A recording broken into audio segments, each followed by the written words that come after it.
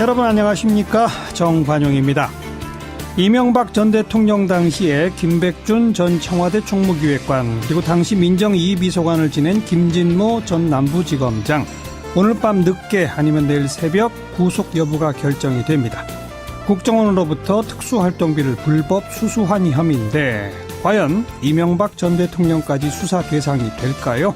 네, 잠시 후 이명박 전 대통령과 아주 깊은 관련이 있는 정반대의 깊은 관련입니다. 두 분 연결해서 차례로 이야기 듣죠. 이재호 늘 푸른 한국당 대표 그리고 시사인의 주진우 기자 두 분의 목소리 차례로 들어보도록 하겠고요. 7시 5분 시작되는 2부에서는요. 이 만화 조선왕조실록으로 유명한 박시백 화백을 초대했습니다. 이번에 일제강점기를 다룬 역시 역사 만화책 35년을 펴내셨는데 자, 어떤 취지로 어떤 내용을 담았는지 자세히 이야기 들어보고요. 외신에 보도된 우리 모습 살펴보는 밖에서 본 한국까지 준비하도록 하겠습니다. 잠깐 광고 듣고요. 이명박 전 대통령의 집사라고도 불리우는 김백준 전 청와대 총무기획관 그리고 김진모 전 청와대 민정이비서관 오늘 밤 늦게나 내일 새벽 구속 여부가 결정이 됩니다. 자, 지금의 이 수사 어떻게 보고 계신지 먼저 늘 푸른 한국당 이재호 대표를 연결합니다. 이 대표님 안녕하세요. 안녕하세요. 예. 네. 지금 받고 있는 혐의가 김백준 전 총무기획관은 2억씩 두 번에 걸쳐서 4억, 그리고 김진모 전 민정이비서관은 5천만 원을 국정원 특수활동비 받았다라는 거 하는 혐의인데 이거 어떻게 보세요? 이제 아주 결말이 나봐야 알겠지만은. 네. 우리가 이제 겉으로 보는 거는 상식이잖아요. 예. 정황이잖아요. 예. 정황을 볼 때, 김백준 기획관이 받았다는 게 2008년 5월이면 취임하고 한두 달도 안 됐는데. 예. 그때는 김백준 기획관이 김성호 원장인데 전화 걸어서 돈 달라고 할 수 있는 그런 시스템도 아닐 뿐더러 그런 것도 그 사람은 모르고 또 두 사람이 잘 모르는 사이고. 예. 그러니까 우리가 밖에서 볼 때는 좀 석연치 않지요. 예. 석연치 않는 게. 예. 그게 단순히 그것만 아니라 지금 이명박 대통령을 표적으로 해놓고 기획 수사를 해서 결국 이제 정치 보복으로 가는 건데. 예. 그게 댓글하다 안 되니까 다수 건들어서 또 딱 들이지 않으니까 또 국정원 건들고. 이 과정이 좀 석연치 않지요. 밖에서 볼 때는. 예. 그러니까 이건 아주 결말에 나봐야 하겠습니다만은 밖에서 볼 때는 그렇게 김백준 기획관이라는 사람이 어디 전화해서 돈 달라 그러고 돈 갖다 쓰고 이럴 사람은 저희들은 아니라고 봅니다. 이명박 전 대통령이 국정원 자금을 요청한 사실은 없습니까? 아이고 그래야 대통령이 청와대 대통령 특활비도 있는데 청와대가 왜 국정원 돈 갖다 쓰겠습니까? 다 네. 기관은 기관 운영 특활비가 따로 있는데. 오늘 또 일부 보도에 의하면 당시 국정원의 기획조정실장 김주성 전 실장이 대통령을 독대 요청해가지고 국정원 돈이 청와대로 이렇게 가면 사고가 날 수 있다라고 경고까지 한 걸로 지금 보도가 나오는데 그건 어떻게 보세요? 아이고 저는 김모라는 사람 지금 상황이 그 사람 지금 공개도 안 되고 어디 간지도 모르고 검찰이 붙들고 한두 달 공작해서 하는지도 모르니까 지금 그 사람 말은 믿지는 않습니다. 예. 예, 그 사람 말은 전혀 투명하지 않고. 예. 또 그러고 김백준 씨가 요청한 일도 없다는 거고 김성호 원장이나 원세훈 원장이 요청받은 일도 없고 자기네들은 주라고 지시한 일도 없다 그러니까. 예. 이거는 중간에서 결국은 갖다 줬다는 사람이 있는 거 아닙니까? 예. 위에 시킨 사람은 없는데 전달했다는 사람이 있는 거 아닙니까? 예. 그 전달했던 사람들은 얼마든지 그거는 아주 확실히 모르고 이렇게 말하기는 하지만은 그거는 좀 문제가 있을 수 있죠. 그건 그대로 믿기는 어렵죠. 네. 그런데 지금 그러고 예.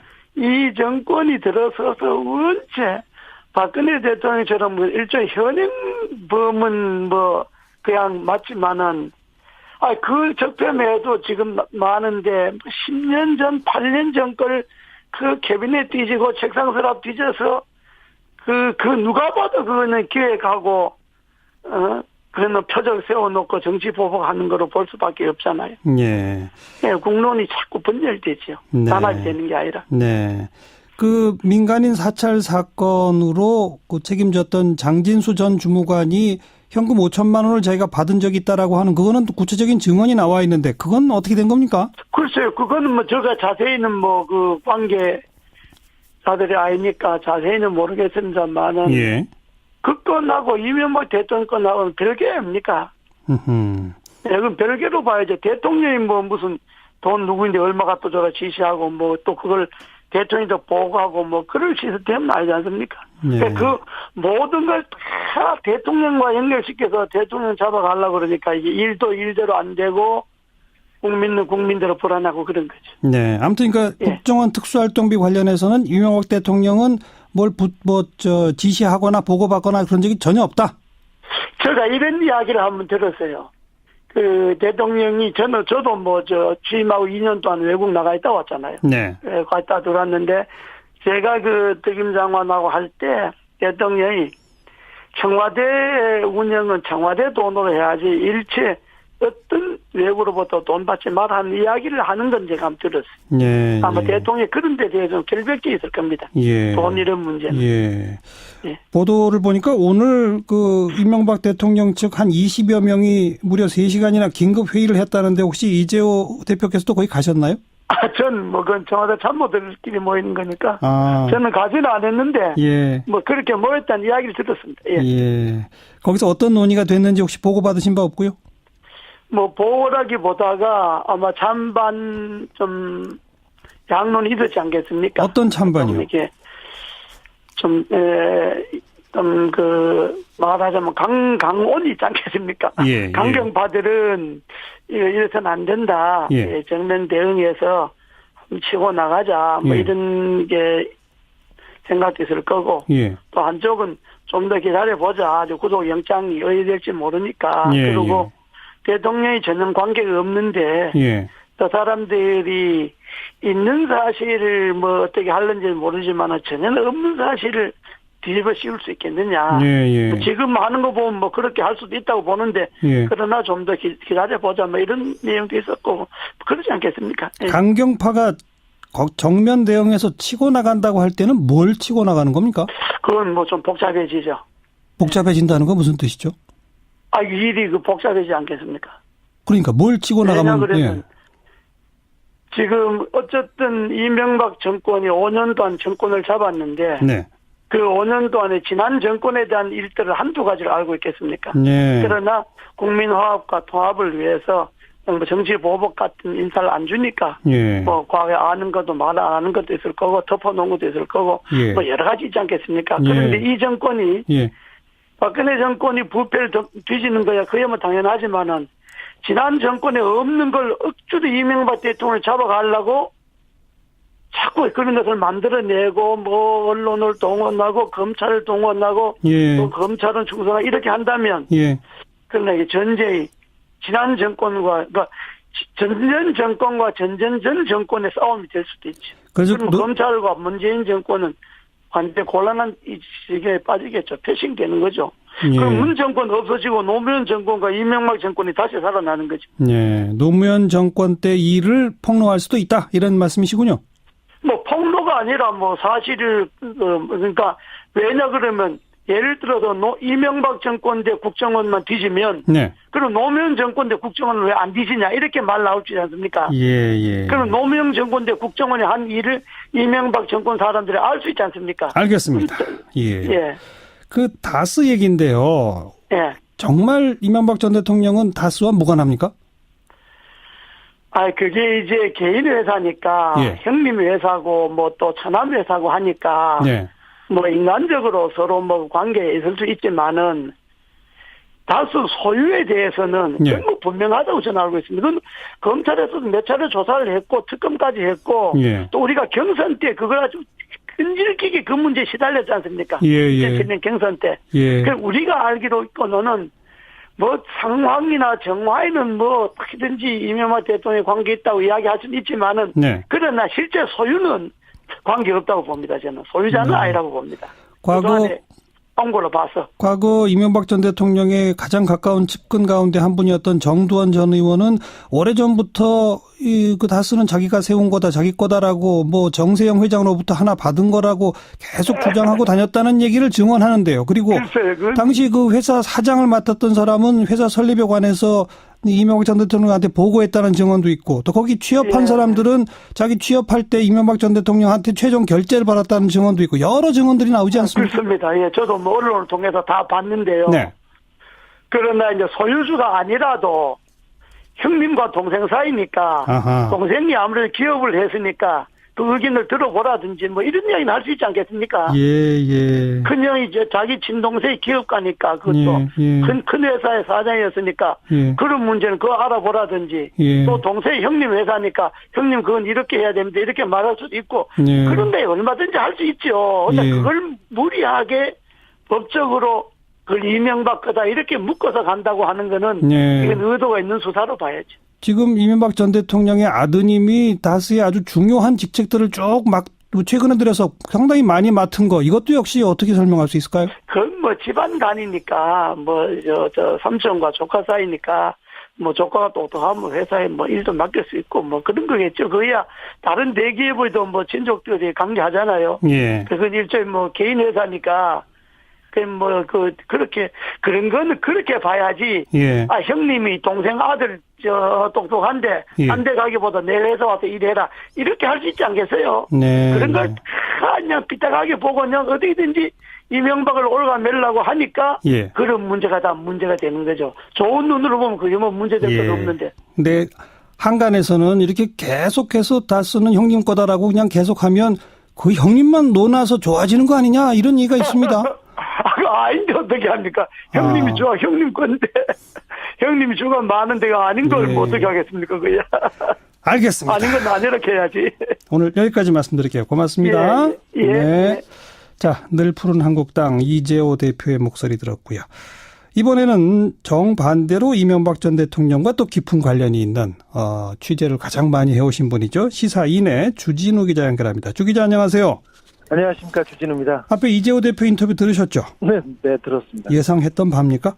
네, 예상했는데 많이 변하셨어요. 어떻게? 처음에는 아예 뭐 어불성설이다, 적폐를 청산한다면서 뭐 국론을 분열 일으키고 있다고 계속 얘기하는데 예. 뭐 이제서는 뭐 형님 회사를 이렇게 봐줄 수 있는 거 아니냐 이렇게 바뀌었는데 예. 조금 이명박 정부가 태어나는데 1등 공신이었고 정부를 움직인 사람의 한 사람으로서 조금 일단 부끄럽고 미안하다고 사과는 국민들한테 하고 시작해야 되는데 참 나이를 어떻게 드셨는지 좀 약간 부끄럽습니다, 제가. 예. 오늘 구속 여부가 이제 밤늦게나 내일 새벽 결정될 두 분 어떻게 될 거라고 보세요? 네네. 구속될까요, 안 될까요? 혐의만 놓고 보면 당연히 구속돼야 됩니다. 박근혜 정부에 있어서 국정원에서 특활비를 받았었던 분들과 이렇게 형평성 그리고 그 범죄 소명 정도를 따져보면 구속이 당연한데 예. 영장 전담 판사의 그 판단이 조금 변수가 될 것으로 보입니다. 그래서 예. 특별히 이명박 대통령과 가까웠던 사람은 구속됐는데 나온 경우가 있었지 않습니까? 김관진 전 장관처럼. 예. 그런 부분이 있어서 영장 발부는 반반으로 보고 있습니다. 반반으로 본다. 네네. 검찰 고위 관계자들도 영장은 반반으로 보고 있습니다. 네. 방금 이재호 대표께서도 처음에 김백준 전 총무기획관이 2억을 받았다는 거는 2008년 5월인데 그건 정부 네. 출범하고 불과 한 두세 달밖에 안 됐을 때다. 네네. 이럴 때 김백준 전 총무기획관이 국정원장한테 뭐 서로 잘 알지도 못하는 사이인데 돈 달라고 뭐 이런 관계가 전혀 아닌데 이건 너무 이상하다 이렇게 얘기하던데 그거 어떻게 보세요? 잘 알지 못하는 사이가 맞을 거예요. 네. 김성호 전 원장과 김백준 씨하고는 그렇게 가깝지 않기 때문에 그래서 이명박 전 대통령의 지시라고 저는 보고 있습니다. 이명박 대통령은 국정원 특수활동비를 상납받았습니다. 그리고 일정 기간 정기적으로 받았습니다. 그래요? 그 부분은 증언도 있고 증명된 부분이 있어요. 그래서 특수활동비를 썼는데 그 부분을 김백준 이번에 기획관이 쓴 2억은 예. 일상적으로 받은 돈이 아니라 특별한 경우에 따라서 받은 돈이에요. 근데 그 시점을 따져봤을 경우 이게 BBK 다스 재판하고 재판 소송과 맞물려 갈 때로 조금 저는 의심이 됩니다. 그래서 예. 이 돈이 미국에서 다스 소송에 관해서 쓰여지지 않았을까? 저는 그걸 보고 쫓은 지 오래됐습니다.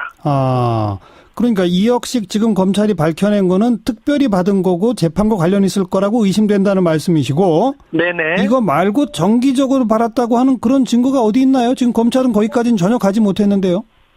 네네. 검찰이 증거를 가지고 있습니다. 발표를 안 했을 뿐인데요. 국정원 특수활동비에 관한 수사는 오래전부터 진행됐었어요. 예. 특별히 원세훈 원장이 국정원에 4년 2개월 동안 있으면서 돈을 특수활동비를 많이 썼습니다. 특별히 외국에다도 갖다 놨고요. 미국 스탠포드 대학에도 갖다 놨었고요. 그리고 예. 자식들이 쓴 비용으로 보이는 것도 있고요. 그리고 국정원에서 국정원 간사가 좀 낡았어요. 원장 간사가. 예. 그래서 도곡동에 국책기관의 한 사무실을 주거 전용으로 바꾸려고 특수활동비를 쓰기도 했습니다. 그리고 예. 외국으로 특수활동비를 많이 빼돌렸습니다. 미국과 캐나다로. 지금 말씀하신 도곡동 사무실하고 스탠포드 대학 거는 이미 다 언론에 보도된 바가 있고요. 네네. 근데 다른 내용도 있는데 이렇게 전 원장이 특수활동비를 사용한 흔적이 많이 보입니다. 그런데 예. 국정원 원장께서 직접 이명박 대통령한테 정기적으로 돈을 드렸습니다. 그 관련된 증언들을 검찰이 가지고 있다 이건가요? 네, 가지고 있을 것으로 보입니다. 저도 가지고 있는데요. 예. 가지고 있습니다. 예. 박근혜 정부 때는 한 달에 5천만 원이다가 이제 한 달에 1억씩으로 늘어나서 뭐 총 합해서 30몇 억 이렇게 나오지 않습니까? 네네. 네. 이명박 정부 때도 그 정도 규모입니까, 그럼? 제가 알고 있는 규모는 훨씬 큽니다. 박근혜 대통령에 비해서 이명박 대통령의 돈에 대한 탐욕은 크고 넓었습니다. 그래서 정기 월 액수가 이 박근혜 전 대통령에 비해서 훨씬 컸습니다. 그리고 예. 특별한 경우마다 돈을 또 받았던 것으로 저는 보고 있습니다. 그 정기 월 액수가 더 큰 돈을 국정원에서 누군가가 돈을 청와대에 갖다 주었다라고 하는 증언들이 다 있다 이건가요? 증언들이 있습니다. 그리고 원세훈 원장과 원세훈 원장님 부인께서 또 정기적으로 청와대에 드나들었습니다. 그 부분도 특수활동비하고 관계가 있는 것으로 저는 보고 있습니다. 그거는 이제 보고 계시다는 거고 누군가 증언하거나 그런 건 아닌 거고. 증언은 있는데 제가 확인한 거하고 이제 수사에서 팩트로 드러나는 것은 조금 아직 시간이 걸릴 것으로 보입니다. 검찰은 그런 정기적 상납에 대한 증언 등등을 다 갖고 있다고 주장하시는데 왜 그걸 공개 안 하죠, 그러면? 차차 공개하겠죠. 아직은 수사가 흘러가는 과정이기 때문에 예. 그걸 몇 가지 확인하고 있는데 원세훈 원장도 일정 부분은 거의 인정했습니다. 자, 그러면 결국 이명박 전 대통령도 이 국정원 특수활동비 관련해서 검찰에 불려갈 거라고 보십니까? 네, 불려갑니다. 그건 시간 문제지. 지금 당장 부를 만큼 수사가 돼 있고요. 지금 당장 구속영장을 칠 만큼 수사가 됐다고 봅니다. 국정원 특수활동비와 다스 관련해서. 예, 다스 관련해서도 그만큼 수사가 돼 있다는 건가요? 네네, 그렇습니다. 그런데 안 하고 있는 거는요? 아니요, 안 하고 있는 게 아니라 수사를 열심히 하고 있는데, 예. 검사는 공소장으로 말하기 때문에 기소를 하면서 하려고 준비를 했는데, 다스에 관한 수사도 굉장히 잘 돼 있습니다. 그래서 다스 실소유주 문제에 대한 파악이 다 끝났고요. 이제 아까 이재호 전 대표하고 얘기할 때, 예. 형님만 다스 소유를 이명박 대통령이 포기하면 이상은 회장이 그냥 논하는 거 아니냐 이런 얘기가 우스갯소리가 있지 않습니까? 예, 제가 그렇게 또 질문했죠. 예. 네네. 근데 다스의 실소유주 의혹에 대해서도 의혹의 열쇠를 다 풀었고요. 이명박 전 대통령님이 다스의 실소유주라는 것은 다 증명이 된 상태입니다. 검찰 수사 결과 거기까지 이미 가 있다, 수사가? 네, 그렇습니다. 그런 정보는 주진우 기자는 어떻게 취득을 하세요? 아니 제가 오랫동안 수사가 아니라 취재를 했기 때문에 예. 네. 뭐 취재를 했고 저도 조사를 받으러 갔고 어제도 예. 갔었거든요. 예. 그래서 제가 준 자료와 거기 있는 자료를 뭐 맞춰보기도 하고 그러면서 조금씩 하고 그렇죠. 제가 이명박 취재는 열심히 합니다. 알겠습니다. 주진우 기자가 그 자료를 보따리에 들고 검찰 정사 간 게 이제 작년 12월이었는데 어제도 검찰에 가서 또 조사를 받으셨어요? 네, 조사를 받았습니다. 근데 이제 검찰이 뭘 묻는지 또 어떤 내용까지 파악했는지를 가서 이제 조사를 받다 보면 파악이 된다 이거죠? 예, 조금 파악하고 그리고 또 검찰 조사를 받은 사람들은 다녀와서 또 제가 좀 맞춰보고 예. 어떤 자료를 들고 갔는지 어떤 자료를 보였는지 예. 계속 체크하고 네, 정리하고 있습니다. 그랬더니 다스의 실소유주가 이명박 전 대통령이라고 하는 물증까지를 검찰이 갖고 있는 것으로 파악이 되더라? 네네, 그렇습니다. 그럼 언제쯤 기소되고, 언제쯤 검찰에 부르고 언제쯤 기소되고 그렇게 될까요? 제가 1월 말쯤 이명박 전 대통령이 검찰청 포토라인에 설 것이다. 1월 말 2월 초쯤이라고 얘기했는데, 예. 저는 불필요한 논쟁, 이런, 범죄자를 수사하는 걸 가지고 공론 분열이라고 지금 이재호 전 대표께서 얘기하고, 예. 허무맹랑한 소설이라고 MB 측에서 계속 주장하지 않습니까? 예. 이런 불필요한 논쟁을 좀 없애기 위해서 좀 검찰이 수사를 좀 당겨줬으면 하는 생각이 조금 있었어요. 그리고 2월에는, 국민적인 축제인 올림픽도 있고요. 예. 그래서 좀 땡겨줬으면 하는데 1월 말 소환에는 크게 무리가 없으리라고 봅니다. 이미 검찰 수사는 이명박에게 구속영장을 청구할 만큼 되어 있다는 게 저의 취재 결과 드러났습니다. 알겠습니다. 아까 이재호 대표의 이야기인데 댓글 하다가 안 되니까 다스 뒤지고 다스 하다 안 되니까 국정원 특활비 가지고 오고 이건 다 이명박 전 대통령을 그냥 억지로 엮어매기 위한 정치 보복일 뿐이다라는 주장 어떻게 보세요? 이명박 전 대통령은 범죄 혐의가 너무 많아서 이렇게 된 거예요. 그리고 뒤지다 안 돼서 절로 간 것이 아니라 이명박 전 대통령에 대한 혐의가 국정원 댓글 사건이 있었습니다. 국정원이 나서서 정치 공작을 하고 댓글 공작을 하면서 정치 개입을 했습니다. 작은 사건이 아닙니다. 예. 그리고 군 사이버사 댓글. 예. 군인이 나서서 정치에 뛰어들었어요. 예. 대선에 뛰어들었어요. 예. 쿠데타와 맞먹는 굉장히 큰 사건입니다. 이것도 수사하고 있고 롯데월드 인허가 사건 굉장히 큰 사건입니다. 예. 안보를 담보로서 부를 챙겼다면 이건 큰 범죄지 않습니까? 알겠습니다. 네. 이것 말고도 워낙 많은 범죄가 있었기 때문에 이렇게 드러나는 거지. 전방위적으로 대여섯 군데에서 수사가 되고 있습니다. 국세청도 나섰어요. 알겠습니다. 알겠습니다. 네. 여기까지 들을게요. 네. 고맙습니다. 네네. 시사인의 주진우 기자였습니다. 오늘 시사잡기 일부가 아주 뜨거웠네요. 뉴스 들으시면서 잠깐 식히시고요. 7시 5분에 다시 뵙죠.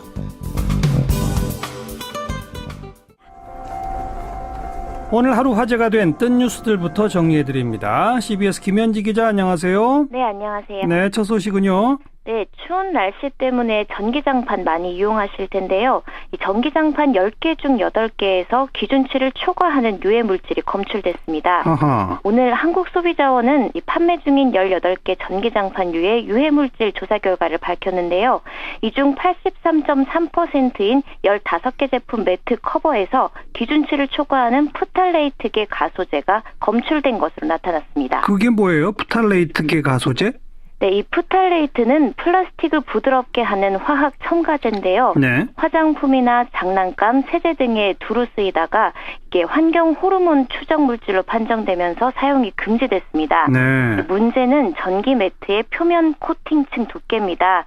이 코팅층은 푸탈레이트계 가소제가 밖으로 나오지 않게 하는데요. 하지만 10개 중 8개 제품의 코팅층 두께가 기준 이하거나 또 아예 없는 것도 있어서 일부 장판에선 최대 257배나 초과한 유해 물질이 검출되기도 했습니다. 이 푸탈레이트는 불임 같은 생식 기능에 영향을 주고요. 발암 물질로도 분류되는데 관련 안전 기준은 전무한 상태입니다. 빨리 그 기준부터 제대로 만들어야 되겠군요. 다음 뉴스는요? 네, 올해 최악의 미세먼지가 오늘 서울과 수도권 하늘을 뒤덮었는데요. 이런 가운데 스모그 지옥이라 불리는 중국에서는 세계에서 가장 큰 공기청정기를 가동하기 시작했습니다. 이 중국 산시성 시안시에 있는 공기청정기는 높이가 무려 100m가 넘는데요. 수개월 전부터 시범 가동한 결과 초미세먼지 평균 농도가 15% 감소했다고 합니다. 100m가 넘는 공기청정기 이건 어떻게 가동되는 겁니까? 네, 이 공기청정기 바닥에 축구장 절반 크기의 유리온실이 있습니다. 이 더러운 공기가 유리온실로 빨려 들어가면 태양열에 더워져서 위로 올라갑니다. 이때 더러운 공기가 여러 층의 필터를 거치면서 깨끗해지는 건데요. 예. 이 특히 공기청정기 인근 10제곱킬로미터 지역은 가동 뒤부터 매일 1000만 세제곱미터의 깨끗한 공기가 생산되면서 대기질이 크게 개선된 것으로 전해졌습니다. 다만 멀리 떨어진 곳의 주민들은 효과를 느끼기 힘들다고 합니다. 이걸 여러 개 만들면 효과가 좀 클 수도 있겠군요. 네. 다음 뉴스는요. 네, 자유한국당의 제명 처분에 반발하고 있는 류여해 전 최고위원이 당 행사에 나타나 한바탕 소동이 일었습니다. 류 전 최고위원은 오늘 오전 10시에 열린 서울시당 신년 인사회를 찾았는데요. 이 불청객이지만 류 전 의원은 행사장 맨 앞줄 가운데에 앉았고 이를 본 김선동 위원장이 나가줄 것을 요청했습니다. 예. 하지만 류 전 의원이 나가지 않고 버티자 이 당원들이 가세해서 계속 퇴장을 요청했고 일부는 나가라고 소리를 지르기도 했습니다. 그래서요. 어떻게 됐어요? 네, 류 전 최고위원은 한국당 최고위원으로 왔다 손대지 말라면서 목소리를 높였고요. 이 모든 과정을 페이스북 라이브로 생중계하기도 했습니다. 하지만 당원들의 목소리가 거세지자 결국 내가 걸어갈 테니 비키라면서 행사장을 빠져나갔습니다. 그래도 류 전 의원은 나와서도 페북 중계를 계속했는데요. 홍 대표를 만나 재심하지 않냐고 묻고 싶었다. 오늘도 많이 힘이 든다고 덧붙였습니다. 이에 누리꾼들은 너랑 자한당 때문에 많이 힘이 든다. 류여해 계속 투쟁해라. 개콘보다 웃긴다면서 다양한 반응을 보였습니다. 네, 수고하셨어요. 네, 감사합니다. 김현지 기자였습니다. 박시백의 조선왕조실록 그러면 아마 한 번쯤 안 보신 분들 아무도 없을 겁니다. 모두 300만 부 이상이 팔렸다고 그러죠. 네, 그 박시백 화백께서 이번에 일제강점기를 다룬 35년이라고 하는 역시 역사 만화책을 펴내셨네요. 그래서 오늘 스튜디오에 직접 한번 초대해봤습니다. 어서 오십시오. 예, 안녕하십니까. 네, 조선왕조실록이 총 29권으로 나온 거죠. 네, 그렇습니다. 그게 이제 한 300만 부 팔린 거고. 네네. 근데 요번에 내오신 거 보니까 제목이 35년인데. 네네. 5년 단위로 3권까지 냈더라고요. 예, 예. 그러면 35년이란 제목 하에는 모두 몇 권이 나와야 되는 겁니까? 7권을 예상하고 있습니다. 7권? 네, 그럼 앞으로 4권이 남아있는 거네요? 네, 그렇습니다. 그럼 제일 먼저 드는 질문이 조선왕조실록은 500년 역사인데 20권에 담으셨는데 35년을 7권으로 그건 왜 그렇습니까? 아무래도 근현대사이다 보니까 우리에게 알려져 있는 사건들만 해도 굉장히 많고 등장한 인물들이 많고 그래서 뭐 10년, 20년 단위로 한 권 이런 식의 분량으로는 정말 수박겉 핥기밖에 안 되겠다라는 생각이 들었습니다. 네. 왜 이걸 해야겠다는 생각을 하셨어요, 처음에?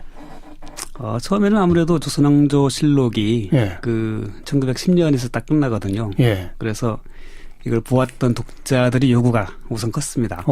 그 이후도 좀 해달라. 해달라. 예. 네, 그런 요구들이 있었고, 저 역시도 아무래도 이제 일제강점사가 상당한 관심이 대상이 되는 시대이고, 또 요즘에도 계속 문제가 되고 있는 시대이다 보니까 의미가 있겠다라는 생각이 또 들었습니다. 어느 정도 준비에 걸리셨어요, 지금까지? 본격적으로 준비하기 시작한 거는 한 2년 반에서 3년 정도가 아닌가 싶습니다. 뭐 관련 기사를 보니까 조선왕조실록보다 훨씬 그리기가 힘드셨다고 하던데 그랬나요? 아무래도 조선왕조실록은 조선왕조실록이라고 하는 그 기본 텍스트가 확실하게 있다 보니까 예, 그것이 조선왕조실록만 열심히 공부를 하면은 거기에 기반해서 제가 이제 판단하고 또 요약 정리를 할 수가 있는데 이 시대에서는 이제 관련된 사료들이 워낙에 많고 그래서 제가 기본 사료를 거의 공부하지 않았습니다. 기본 사료를 연구한 이제 사학자들의 연구서들, 네. 단행본으로 주로 나와 있는 책들 위주로 공부를 했는데, 예. 그래도 아무래도 이제 기본적인 어떤 텍스트가 있으면 판단이 쉬울 텐데, 그렇지 않아서 조금 조심스러운 그런 면이 좀 많지 않았나 싶습니다. 아니 기본 사료가 아닌 연구자들의 연구서는 연구자들의 시각에 따라 또 제각각이잖아요. 네네. 그걸 어떻게 종합하셨어요? 그래서 최대한 어떤 저의 관점 이런 것을 가급적 배제하고 팩트로 확인된 것 위주로 이제 서술을 해야겠다라고 생각을 했고 또 실제 그렇게 진행을 했습니다. 네. 그러면서 독자들은 이걸 보면서 뭘 좀 느꼈으면 좋겠다 이런 그런 의도가 있을 거 아닙니까? 그렇죠. 뭡니까? 일단 가장 큰 것은 제가 이제 서두 머리말에도 썼었는데 어렸을 때 그런 얘기를 들은 적이 있었어요.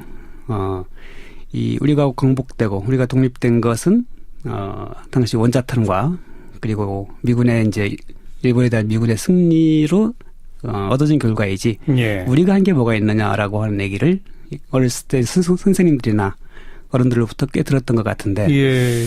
독립을 가져온 결정적인 요인이 거기에 있었다고 하더라도 이 시대를 공부하다 보니까 이 35년이라는 참 짧지 않은 시간 동안에 그야말로 끝도 없이 정말 치열한 이 독립투쟁의 항전에 나섰던 사람들이 계속해서 이어져 나온다는 얘기죠. 네. 굉장히 감동적이었고 이것을 바로 알리는 것이 무엇보다 중요하다라는 생각이 들었습니다. 독립운동가들의 삶을 좀 제대로 알려보자. 네네. 친일파도 다 등장하죠. 네, 맞습니다. 그러니까 그 반대편은 또한 이제 그런 어떤 시대적인 대의보다 개인의 어떤 일신상이 아니라든가 영달을 위해서 동족을 배반하거나 이렇게 했던 사람들이 또한 많지 않습니까? 그렇죠. 근데 이 사람들은 해방 이후에 그때 쌓아놓았던 지위나 부에 근거해서 더 높은 지위와 부를 누렸고 친일 청산이 제대로 안 됐죠. 예. 심지어 자신들의 과거까지도 뭐 독립운동가인 양 세탁한다든가 이런 모습들을 보여왔던 말씀이죠. 근데 지금에 와서 당시에 친일파라고 할 만한 사람들은 다 이미 세상 사람이 아니지 않습니까? 네. 때문에 뭐 인적 청산이라든가 이런 것은 이미 불가능한 상황이고 그렇다면 최소한 그들의 명예에 대해서라도 그러니까 그들이 친일파였으면 친일파였다라고 하는 것은 제대로 우리가 알아야 하지 않겠나. 그리고 이걸 알려야 하지 않겠나. 이런 생각이 들었던 것이죠. 예.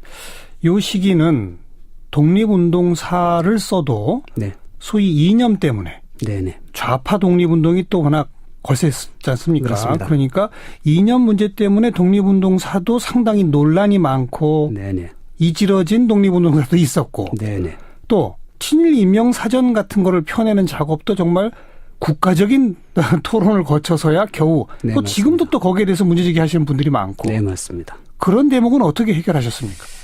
저는 일단 문제제기를 하는 사람들은 뭐 그럴 수 있다고 치지만 가령 이제 친일 임명사전 같은 경우는 정말 충분한 연구에 기초해서 만들어진 작업이다라고 생각되고 굳이 제가 이 작업을 하면서 그래도 기본 텍스트에 준하는 텍스트라고 하는 것을 꼽는다면은 친일 임명사전하고 네. 또 한 가지는 이제 독립기념관에 있는 한국 독립운동사라고 하는 60권짜리 그 자료가 있는데 이것을 이제 가급적 그 주텍스트로 네. 삼아서 이제 정리를 했는데요. 예. 굉장히 조심스러운 면은 분명하게 있긴 하지만 그럼에도 사실 자체를 사회주의 운동을 했던 사람은 사회주의 운동을 했다고 얘기하면 되는 것이니까 네. 네. 그것은 뭐 큰 문제가 되지 않는다라고 생각합니다. 예. 그러니까 좌우파 배제 없이 네네. 또 친일 행적은 친일 행적 그대로. 그렇죠. 또 식민지 근대화론 뭐 이런 거 있지 않습니까? 네네네. 그건 어떻게 해결하셨습니까? 그런 측면을 아주 배제할 수는 없겠지만 하지만 뭐 다 아시다시피 식민지 35년의 과정을 통해서 우리 경제라든가 사회가 일정하게 근대화된 이런 것들은 그거 자체가 목적이 아니라 그들의 목표가 아니라 자신들의 식민지 통치 혹은 대륙 침략 이런 목표를 달성하기 위한 과정에서 나온 일종의 부산물적인 성격이 있지 않나. 그렇게 보면 되는 것이죠. 그러니까 그것을 그럼에도 불구하고 식민지 근대화가 거기서부터 근대화가 가능했다든가 하는 긍정적인 평가의 여지는 없지 않나 생각을 합니다. 그러니까 이 식민 통치의 필요 때문에 취해진 정책의 결과 우리 사회가 조금 변화되고 달라진 건 있다. 네네. 그건 인정한다. 그렇죠, 그거야. 그러나 그 목표와 의도는 식민 통치의 강화 때문이었다. 수탈 때문이었다. 이런 그렇습니다. 거. 예. 제가 이 책을 지금 앞에 두고 보는데 네네. 매 권마다 5년 단위로 한 권씩 나오는데 네네. 맨 앞장이 그 5년 시기의 국제 정세예요. 세계 정세. 예. 그걸 맨 앞에다 다루신 이유는 뭡니까? 아무래도 동시대 그 시대사를 이해하기 위해서는 세계사적인 흐름 속에서 보아야 한다라고 생각하는 게 우선이었고요.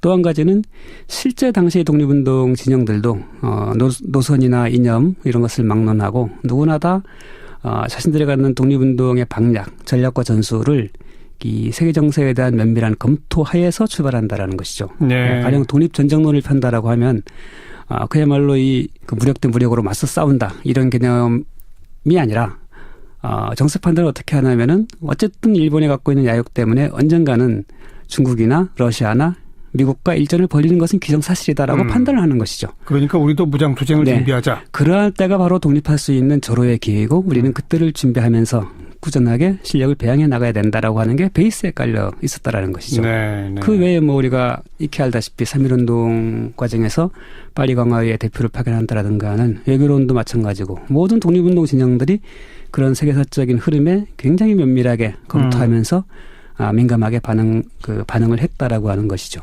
근데 그 독립운동가들 사이에서도 그 노선 투쟁이 심각했잖아요. 네네. 그 노선 투쟁 중에 어느 것이 옳았다 이런 판단까지 하셨습니까? 아니면 그렇지는 않습니다. 그것은 해당한 시기 어쨌든 그들로서는 자신들이 판단한 법률주 내에서 최선이라고 생각하는 안들을 내세웠을 것이고 이것들 사이에서 같은 가령 사회주의면 사회주의를 추구하는 사람들 내에서도 노선투쟁이 있고 그렇죠. 사회주의와 민족주의 또 민족주의 진영 내에서도 있고 이런 것은 자연스러운 과정이지 않겠나라고 생각합니다. 네. 매 권마다 등장인물이 어마어마합니다. 네, 그렇습니다. 모두 몇 명쯤 등장합니까? 글쎄 세보지 않았어요. 자세히 모르겠고 또 워낙에 많아서 저 역시도 이런 인물이 뒤에 만약에 한 2권이나 3권에 새로운 인물을 그리려고 하는데 이 사람이 나왔었는지 판단이 좀 안 서고 그래서 앞에를 뒤져보는 게 굉장히 시간을 많이 소요하고 그랬습니다. 예. 가장 많이 등장하는 인물은 누굴까요? 3군까지 봤을 때는 아무래도 이승만 전 대통령이 아닌가 싶습니다. 제일 많이 등장하는 이유는요?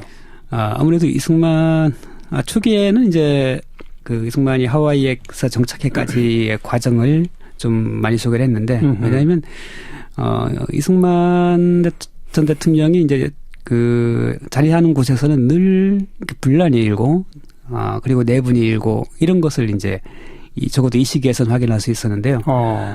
그러면서 또 한 가지 이제 이승만이 대두되는 게 3.1운동 전후 임시정부를 수립하는 과정인데 실제 이승만이 그동안에 어떤 썼던 업적이라든가 행적으로 봤을 때 그 정도 레벨이 좀 안 되는 것 같은데 모든 이 임시정부를 세우려고 하는 진영들은 하나같이 이승만을 거의 첫 손가락이나 두세 손가락 안에 대표자로 이승만을 이제 꼽더라. 선정하더라는 거죠. 왜 그럴까라고 봤을 때 그 시대 상황이 일선의 민족 자결주의가 나오고 이것으로부터 외교를 통해서 뭔가 독립이 가능하지 않을까라고 하는 기대가 이제 퍼져 있는 상황인데 이승만은 그 이전에 이제 루즈벨트 대통령을 만난 적도 있고 또 심지어 그 프린스턴 대학을 나오면서 그 나왔을 때 그 프린스턴 대학 총장이 당시에 윌슨 대통령이었거든요. 그리고 사람들 사이에서는 윌슨 대통령과 되게 친하다더라. 이런 소문들이 나오고 한 것들이 크게 작용하지 않았나라고 생각이 들고 문제는 근데 그렇게 해서 이승만을 선정한 그 순간부터 곧바로 이승만에 대한 이제 반대론자들이 등장하고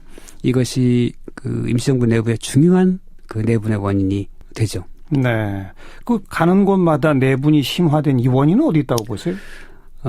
이건 참 판단하기 쉽지는 않은 문제인데 제가 봤을 때는 이런 어떤 대의를 위해서 나서는 사람들에 있어서 중요한 것은 대의잖아요. 그 대의를 위해서 자기의 사적인 이익을 양보한다든가 접는다든가 하는 것이 일단 출발일 텐데 이승만 같은 경우에는 그 자신의 어떤 지위라든가 자신의 입지 이런 것이 굉장히 앞선 인물이 아니었나라는 생각이 들어요. 네네. 그래서 사실상 이제 하와이에 정착하는 과정에도 보면 자신을 초청해주고 자리 잡게 해준 후배 이제 박용만이라는 인물이 있는데 오히려 이 박용만을 제압하면서 그 제압하는 과정도 굉장히 좀 더티한 방식도 많이 사용하고 이런 모습들을 보여주거든요. 네.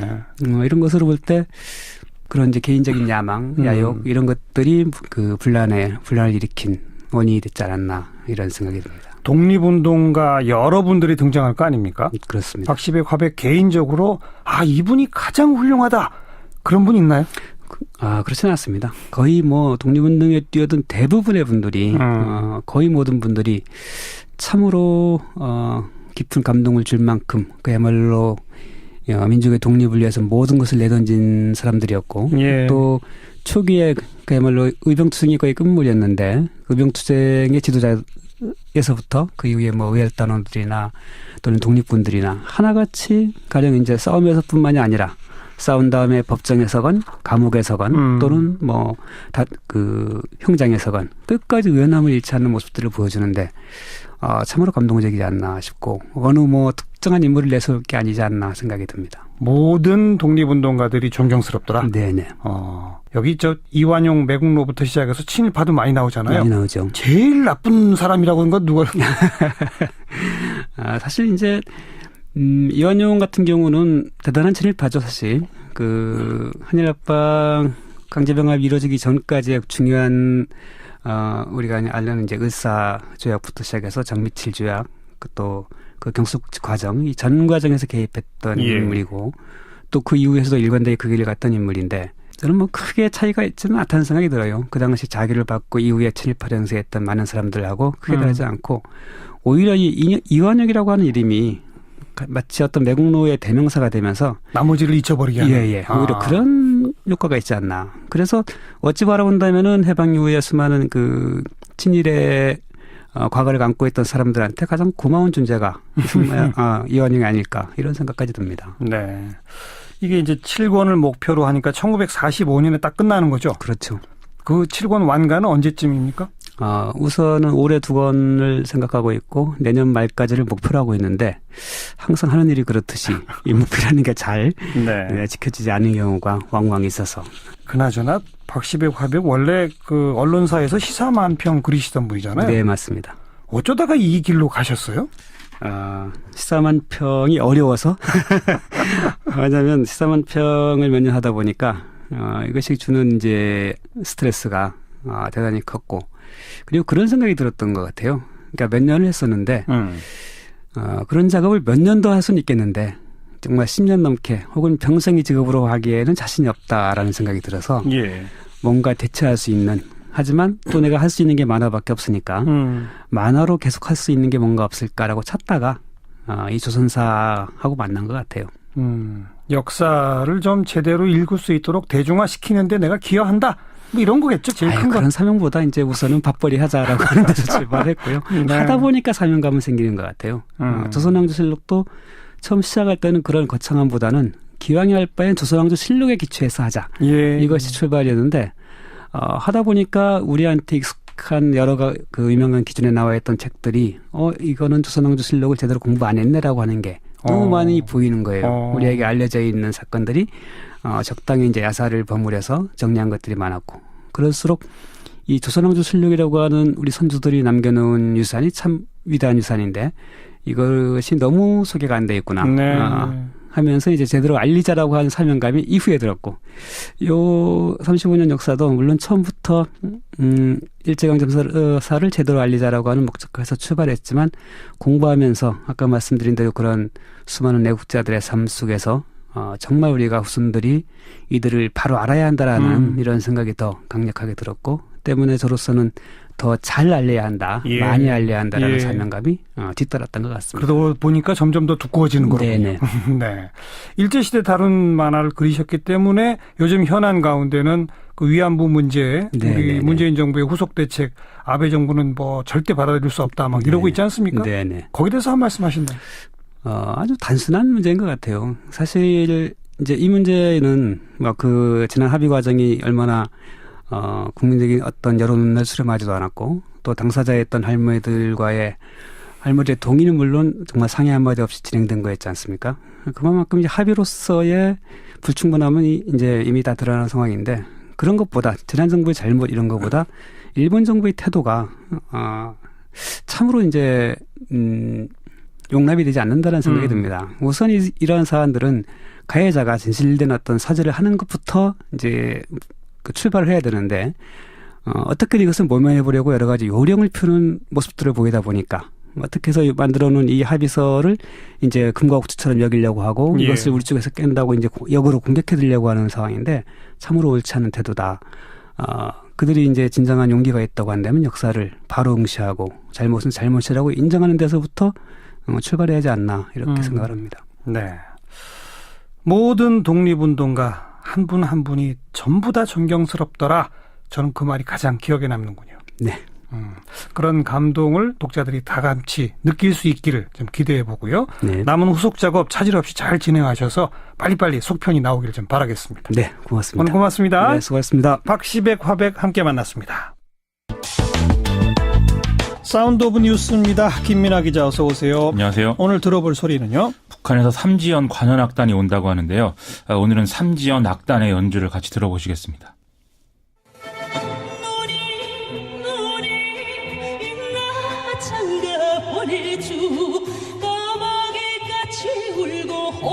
튀는 내 고향에 어여쁘고 순직한 아가씨들 나는 좋아. 오이김치 율무김치 맛있게 담고 아이들 사람들 알을 날 보는 아가씨. 우리 나 장가 보내줘. 장가 갈 때.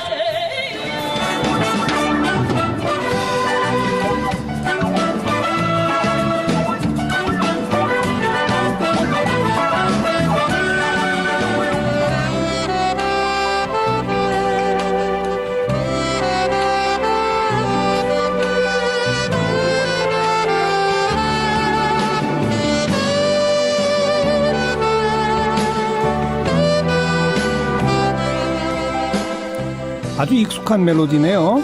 그렇습니다. 순서대로 소개를 해드리면요. 처음에 나온 노래가 이제 눈물 젖은 두만강으로 유명한 김정구 씨가 1938년에 내놓은 총각 진정서라는 이제 노래였고요. 그 다음에 이어진 곡들은 디즈니 애니메이션 인어공주와 라이온 킹의 그런 삽입곡들이었습니다. 이번에 와서도 이런 곡들을 연주한다는 겁니까? 그렇다면 뭐 체제 선전 논란은 없을 것 같은데요. 어제 실무회담에서 이 북측이 밝히기를 민요와 세계 명곡 등으로 구성된 공연을 선보이겠다 이렇게 밝혔다고 하는데요. 네. 말씀대로 논란이 될 만한 레파토리를 굳이 선택하지는 않겠다라는 것으로 지금 해석이 되고 있습니다. 이름이 이제 북한의 삼지연 관현악단인데 원래 이제 북한의 삼지연 악단이 있는데 지금 이제 프로젝트 형식으로 삼지연 관현악단을 좀 확대 재편성한 것으로 그렇게 지금 해석이 되고 있거든요. 예. 이것도 이런 체제 선전 논란을 좀 불식시키기 위해서 굳이 관현악단이라는 점을 강조하고 있는 것으로 보이고요. 또 대표단의 이동 수단도 정부의 독자 대북 제재 논란을 일으키지 않는 판문점을 통한 육로 이동을 이용하겠다 이렇게 얘기하고 있는데 이것도 마찬가지 맥락으로 봐야 될 것 같습니다. 예. 그래서 방금 들은 디즈니 애니메이션 3위곡 등이 세계 만화 영화 묶음으로 편곡이 돼서 이제 연주가 될 그런 가능성도 있는 것 같습니다. 디즈니 애니메이션은 이 미국 영화의 상징인데 그렇습니다. 북한은 원래 그런 걸 멀리 하지 않았나요? 그래서 그 대목이 좀 의미심장한데요. 작년에도 북한의 신년 축하 공연에서 디즈니 애니메이션 캐릭터 등이 등장을 해서 또 화제가 된 바 있거든요. 당시 언론은 이런 변화를 주도한 당사자가 바로 김정은의 여동생인 김여정이다. 이 사람이 이제 조선노동당 선전성동부 부부장을 맡고 있기 때문에 이런 일이 가능했다. 이렇게 해석을 한 바 있습니다. 만약에 문제가 잘 풀리면 이번에 남한에 올 가능성도 있다. 이렇게들 많이 얘기를 했었는데요. 이 삼지연 관현악단의 존재가 그 매개가 될 가능성도 있는 것 같습니다. 네, 기다려보죠. 다음 뉴스는요. 오늘 국무회의가 있었는데 이 정책에 대한 토론이 중점적으로 이루어졌는데 대통령의 여러 중요한 발언이 나와서 좀 소개를 해드리겠습니다. 먼저 최저임금 문제가 언급이 됐는데요. 올해 인상된 최저임금에 따라서 중소기업인, 소상공인, 자영업자 중에 부담을 느끼는 경우가 많다. 여기에 대해서 정부가 마련한 지원 제도를 적극 활용하도록 안내를 해달라. 이런 당부가 있었고요. 네. 그러면서도 최저임금 인상을 통해서 내수 진작과 경제 성장을 도모하는 경제정책의 방향 자체는 좀 정당성이 있다. 이 점이 다시 한번 강조가 됐습니다. 이후에 청와대에서 중소벤처기업인 소상공인과의 만찬 간담회 이게 저녁 때 진행이 됐는데 비슷한 맥락에서 이제 격려 차원으로 이루어진 것으로 보이고요. 또 김영란법 관련 문제 이것도 언급이 나왔습니다. 이 농축수산물 선물 가액의 범위를 완화한 건 역시 경제적 영향을 고려한 것인데 다만 이제 축소 논란이 있지만 축의금과 조의금이 10만 원에서 5만 원으로 낮춰진 것을 보면 오히려 김영란법은 강화된 것이다. 이런 측면이 있다. 이런 설명도 나왔습니다. 최근에 그 암호화폐 대책 관련 혼선에 대한 언급도 있었다면서요.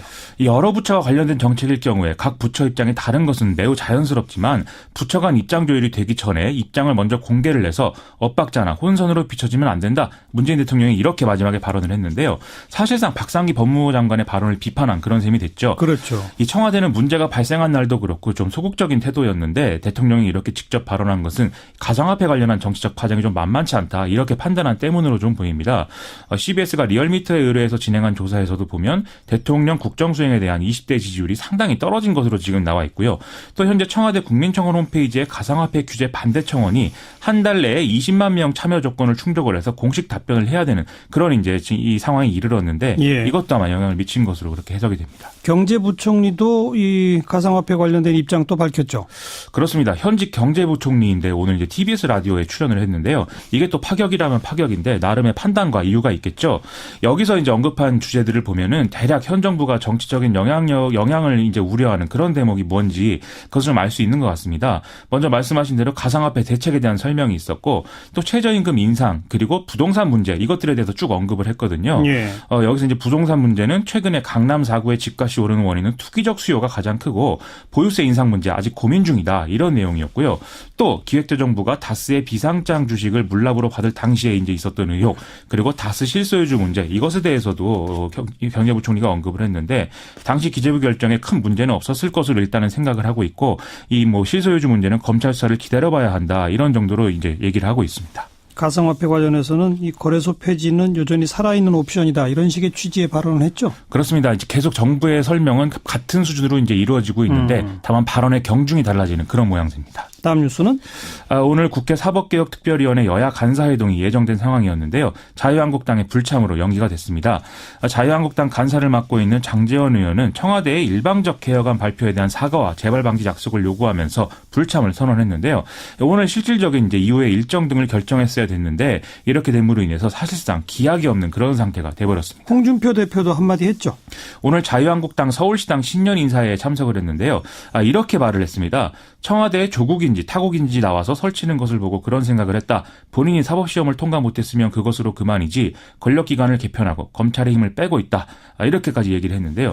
요즘 자유한국당은 모든 문제를 이제 이런 식으로만 접근하고 있습니다. 뭐 적폐청산은 정치 보복이고 부동산 정책은 강남에 집 있는 관료들의 내로남불이다. 뭐 이런 식인데 어쨌든 조국 민족속을 고리로 해서 명확하게 대여 전선을 형성하고 권력기관 개혁 문제는 무력화시키는 그런 방향으로 계속하겠다. 이 뜻을 좀 명확히 한 것으로 보입니다. 그 자유한국당은 지금 개헌 문제에 대해서도 아예 장외 투쟁을 하고 있잖아요. 어제 자유한국당 의원 20여 명과 함께 다수의 당원들이 서울 광화문 광장에 모여서 집회를 열었는데요. 뭐 관제 개헌에 반대한다 이런 구호도 등장을 했고 이 사법개혁특위와 개헌 또 정개특위를 보이콧하자 이런 주장도 노골적으로 하는 그런 모습이었습니다. 예. 그런데 오늘은 또 약간 기류가 달라진 그런 모습을 또 보였는데요. 김성태 원내대표는 YTN 라디오에 오늘 아침에 나와서 권력구조 개편과 선거구제 개혁을 이 개헌과 연동해서 패키지 딜을 하자 이런 주장을 내놓기도 했습니다. 그러면서 이 대통령의 권력을 줄이지 않으면 자신들과 같은 그런 비극을 맞을 수 있다. 이런 좀 자해성 발언을 또 덧붙여서 하기도 했는데요. 오늘 더불어민주당 추미애 대표가 신년 기자회견을 통해서 개헌 세력과 호원 세력의 대결 구도가 이제 가셔야될 것이다. 이런 언급을 했거든요. 네. 김성태 원내대표가 이런 발언을 한 것은 이 구도에 끌려가지 않겠다. 이런 의도로 좀 보입니다. 아무튼 쉽지 않네요. 개헌, 뭐 또 사법개혁, 또 검찰개혁 하나도 쉬운 문제가 없습니다. 지금 상황이 그렇습니다. 다음 뉴스요. 교육부가 그간 이 논란이 되어온 유치원 방과 후 영어 교육 금지에 대해서 오늘 사실상 전면 재검토를 하겠다는 입장을 밝혔는데요.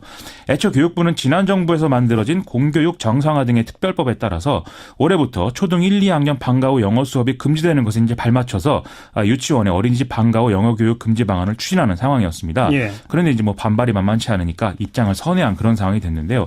아무래도 조기 영어 교육을 이제 당장 일선에서 포기하기 어려운 상황에서 여론이 계속 악화되고 또 사교육으로 풍선 효과가 이어지는 이런 결과 등을 우려한 그런 조치로 해석이 되고 있습니다. 그러면 유치원의 영어 교육은 계속 허용하겠다는 겁니까?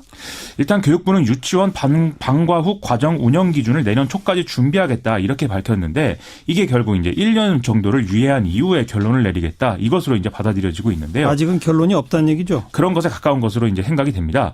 또 이제 전반적으로 과열된 조기 영어 교육의 폐해를 개선해야 한다든지 영어 공교육을 내실화해야 한다는 점을 이제 계속 언급을 해서 이 방향 자체는 일단 유지할 가능성이 크다. 이 점을 또 시사를 했는데요. 다만 이 목표가 제대로 이루어지기 위해서는 과도한 영어사 교육을 단속을 해야 되고 또 장시간 수업 운영 등의 어떤 과잉 교육 이것에 대해서도 지도 감독을 강화하는 게 먼저다라는 얘기인 것이죠. 네, 보다 좀 학부모들의 의견을 폭넓게 수렴해 보겠다는 거네요. 일단은. 그렇습니다. 다음 뉴스요. 국민의당의 전당대회 개최를 둘러싼 갈등 계속 확대되고 있는데요. 국민의당은 어제 당무위에서 전당대회를 복수의 장소에서 개최하고 당비 납부가 일정 기준에 미달하는 대표 당원 대표당원은 정리하는 그런 내용들을 결정을 했습니다. 여기에 대해서 통합 반대파는 전당대회 분산 개최는 정당 사상 전례가 없는 일이고 의결 정족수 미달 사태를 피해가기 위한 꼼수이다라고 주장을 했는데요. 또 당비를 미납한 대표당원 자격 정리 문제에 대해서는 통합파 대표당원만 선별 구제하겠다는 것이다라면서 당무위에서 추천한 당연직 대표당원 500명의 경우에는 통일적으로 1,000원씩 당비 납부하도록 한 것과 형평이 맞지 않는 것이다 이렇게 주장을 하고 있습니다. 통합 반대파들은 선관위의 유권 해석을 의뢰하고 법적 대응을 하는 그런 방안을 검토하고 있다고 하는데요. 또 개혁신당 창당을 속도감 있게 준비를 해서 곧 정당법상의 창당 준비를 꾸리는 데까지 나아가겠다 이런 입장을 분명히 하는 상황입니다. 바른정당에서는 오늘 또 한 명 탈당한 국회의원이 있죠. 간신히 열석 유지하나 했는데 최고위원을 맡고 있는 박인숙 의원이 기습적으로 좀 탈당을 하고 자유한국당 복당을 선언해서 전체 의석이 9석이 되는 그런 상황이 됐습니다. 예. 박인숙 의원은 그간 계속 바른정당에 남겠다 이런 취지의 언급을 해왔고 주변 인사들에게 자신의 어떤 탈당 입장을 한 번도 밝힌 적이 없어서 바른정당이 지금 모든 사람들이 당황하고 있다 이런 보도가 나오고 있는데요. 이에 따라서 이 앞으로의 상황에 따라 추가 탈당자가 있을 가능성도 있다 이런 해석도 나오고 있기 때문에 좀 귀추가 주목이 되는 그런 상황입니다. 그럼 국민의당과의 통합에도 영향을 미치겠네요. 당장 통합 반대파인 박지원 의원이 페이스북에 유승민 대표를 향해서 꼬마 바른정당 대표이다 라면서 안철수 대표가 자유한국당을 원내 1당으로 만드는 도우미가 되고 있다 이렇게 비판의 포문을 또 열고 나섰는데요. 통합에 찬성하는 사람들 일부 입장에서도 과연 이게 실효가 있는 통합이 되겠느냐 의문이 제기될 수 있는 그런 상황입니다. 좀 바른정당에서 추가 탈당이 이어지면 유승민 대표의 어떤 이런 지위나 이제 입장에도 상당히 힘이 빠지는 그런 상황이 될 수가 있는데요. 이래저래 잃는 것은 많고 얻는 것은 많지 않은 이상한 통합이 될 수 있다. 이런 얘기가 계속 나오는 상황이 될 것 같습니다. 여기도 난항이군요. 그렇습니다. 수고하셨습니다. 고맙습니다. 김민아 기자였습니다. 외신에 보도된 우리 모습 살펴보는 밖에서 본 한국 코너입니다. 국제문제평론가 인문결 연구소의 임상훈 소장 어서 오십시오. 네, 안녕하십니까? 어떤 소식부터 들어볼까요? 암호화폐의 끝은 좋지 않을 것이라고 거의 확신할 수 있다.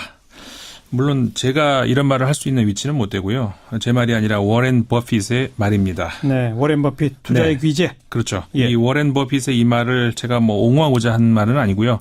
그렇다고 뭐 반박하려는 것도 아니고, 그러니까 최근 국내에서 벌어지고 있는 가상화폐를 둘러싼 활발한 논쟁이 이 외신들이 여기에도 관심을 보이기 시작을 했습니다. 예. 지난주 11일자 영국의 가디언 신문이 한국의 가상화폐 열풍과 관련해서 보도한 기사가 있는데요. 거기서 이제 이 워렌 버핏의 이 말을 기사의 말미에 인용을 했기 때문에 저도 서두에 한번 이 말을 언급해 봤는데요. 예. 가디언은 이 기사에서 전 세계 어느 정부가 됐던 암호화폐 거래를 통해서 탈세 가능성이 있다면은 절대 손 놓고 앉아 있지는 않을 것이다. 이렇게 전했습니다. 하긴 우리나라가 지금 다른 어느 나라보다도 떠들썩하다고 그러지 않습니까? 그렇죠. 그러니까 외신들도 우리나라의 가상화폐 논란을 아예 보도하는군요. 네. 그러니까 전체적으로 외신들이 우리나라 가상화폐 관련 논쟁을 보도하는 걸 보면서 드는 생각은요.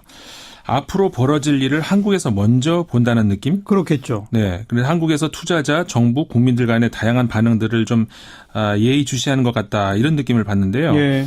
조금 전 소개해드렸던 그 영국의 가디언의 경우도 한국에서 벌어지고 있는 가상화폐 열병에 대해서 양면적인 현상이 있다. 이런 보도를 하고 있는 것 같습니다. 예. 그러니까 일단 한국 정부가 제재의 수위를 높인다는 거는 암호화폐에 진짜 투자해볼 만한 가치가 있는 것을 반증하기도 한다. 이렇게 얘기를 했고요. 정부가 제재를 하려 한다면 이거 뭐가 있기는 있구나 이렇게 생각할 수 있다 이런 말이죠. 그렇죠. 예. 그러니까 한마디로 이제 역행 논리로 생각해볼 수 있다는 거고요. 그러니까 어디까지는 역행 논리라는 거고 이걸 또 안전 논리로 하자면은 이 신문에 따르면은 다른 투자 상품을 알아보는 게 좋다. 이렇게 되는 거죠. 네, 네. 그러니까는 비트코인의 진정한 신봉자들이라면은 지금 사서 좀 롤러코스터를 타다가 회복될 때까지 기다려 볼 수 있겠지만은 꼭 한국 정부가 아니라 이런 상황에서 손 놓고 있는 정부는 없을 것이다. 모든 정부는 통화 시스템을 온전하게 보호하고자 하고 암호화폐가 문제가 된다면 행동에 나서게 된다. 이렇게 얘기를 한 거죠. 예. 그러니까 지금 뭐 온통 투기판이 되고 있다. 이건 좀 문제다라고 하는 건 다 동의하는 거 아닙니까? 네네. 하지만 이걸 제재하면 결국 기술 발전을 억압하는 것이다. 이런 주장도 또 있잖아요. 그렇죠. 근데 가상화폐를 두고 벌어지고 있는 논쟁 중에서 뭔가 논리적인 혼동이 있는 것 아닌가 하는 생각이 좀 드는데요. 이 가상화폐 제재에 항변하는 사람들의 논리를 보면은 정부의 제재가 기술의 진보에 대한 저항이다 이렇게 생각을 하는 건지 아니면은 과도한 투기 세력에 의한 경제 질서 위협에 대처하는 것이다 이렇게 생각을 하는 건지 아니면 둘을 혼동하고 있는 건 아닌가 이런 생각을 하게 되거든요. 그렇죠. 그러니까 예를 들어서 정부의 개입을 이야기하면 바로 블록체인과 암호화폐에 대한 폄훼다 이렇게 반박하는 걸 종종 우리가 보는데요. 네네. 이 당사자들이 그런 주장을 한다면 이해를 하겠는데 식자층에서까지 왜 정부의 개입과 제재를 기술에 대한 저항이라고 그야말로 폄훼를 하는 건지 좀 이해하기가 어려운 측면이 있다는 겁니다. 그러니까 좀 전에 이 관점에서 말씀을 드리자면은 그 가디언 신문이 있었지 않습니까? 거긴 뭐라고 썼어요? 그러니까 비트코인이라는 것이 제한된 매장량을 채굴 하면서 제한된 공급을 놓고 그 수요의 정도에 따라서 가격이 천차만별될 수 있다는 그런 거 아니겠습니까?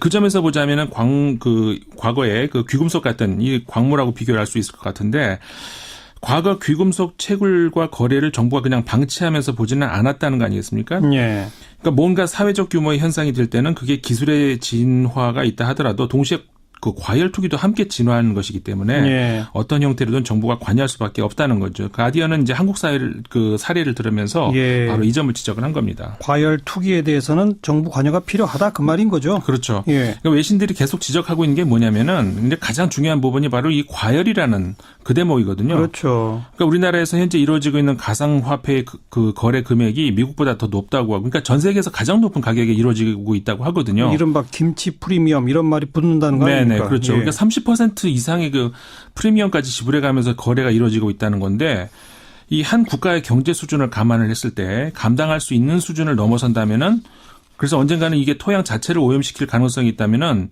뭐 무정부 상태가 아닌 이상 정부가 그걸 가만히 불구경하듯이 보고 있을 수만은 없다는 거죠. 그러니까 프랑스의 르피가로 신문이 12일자 보도한 내용을 보면은요.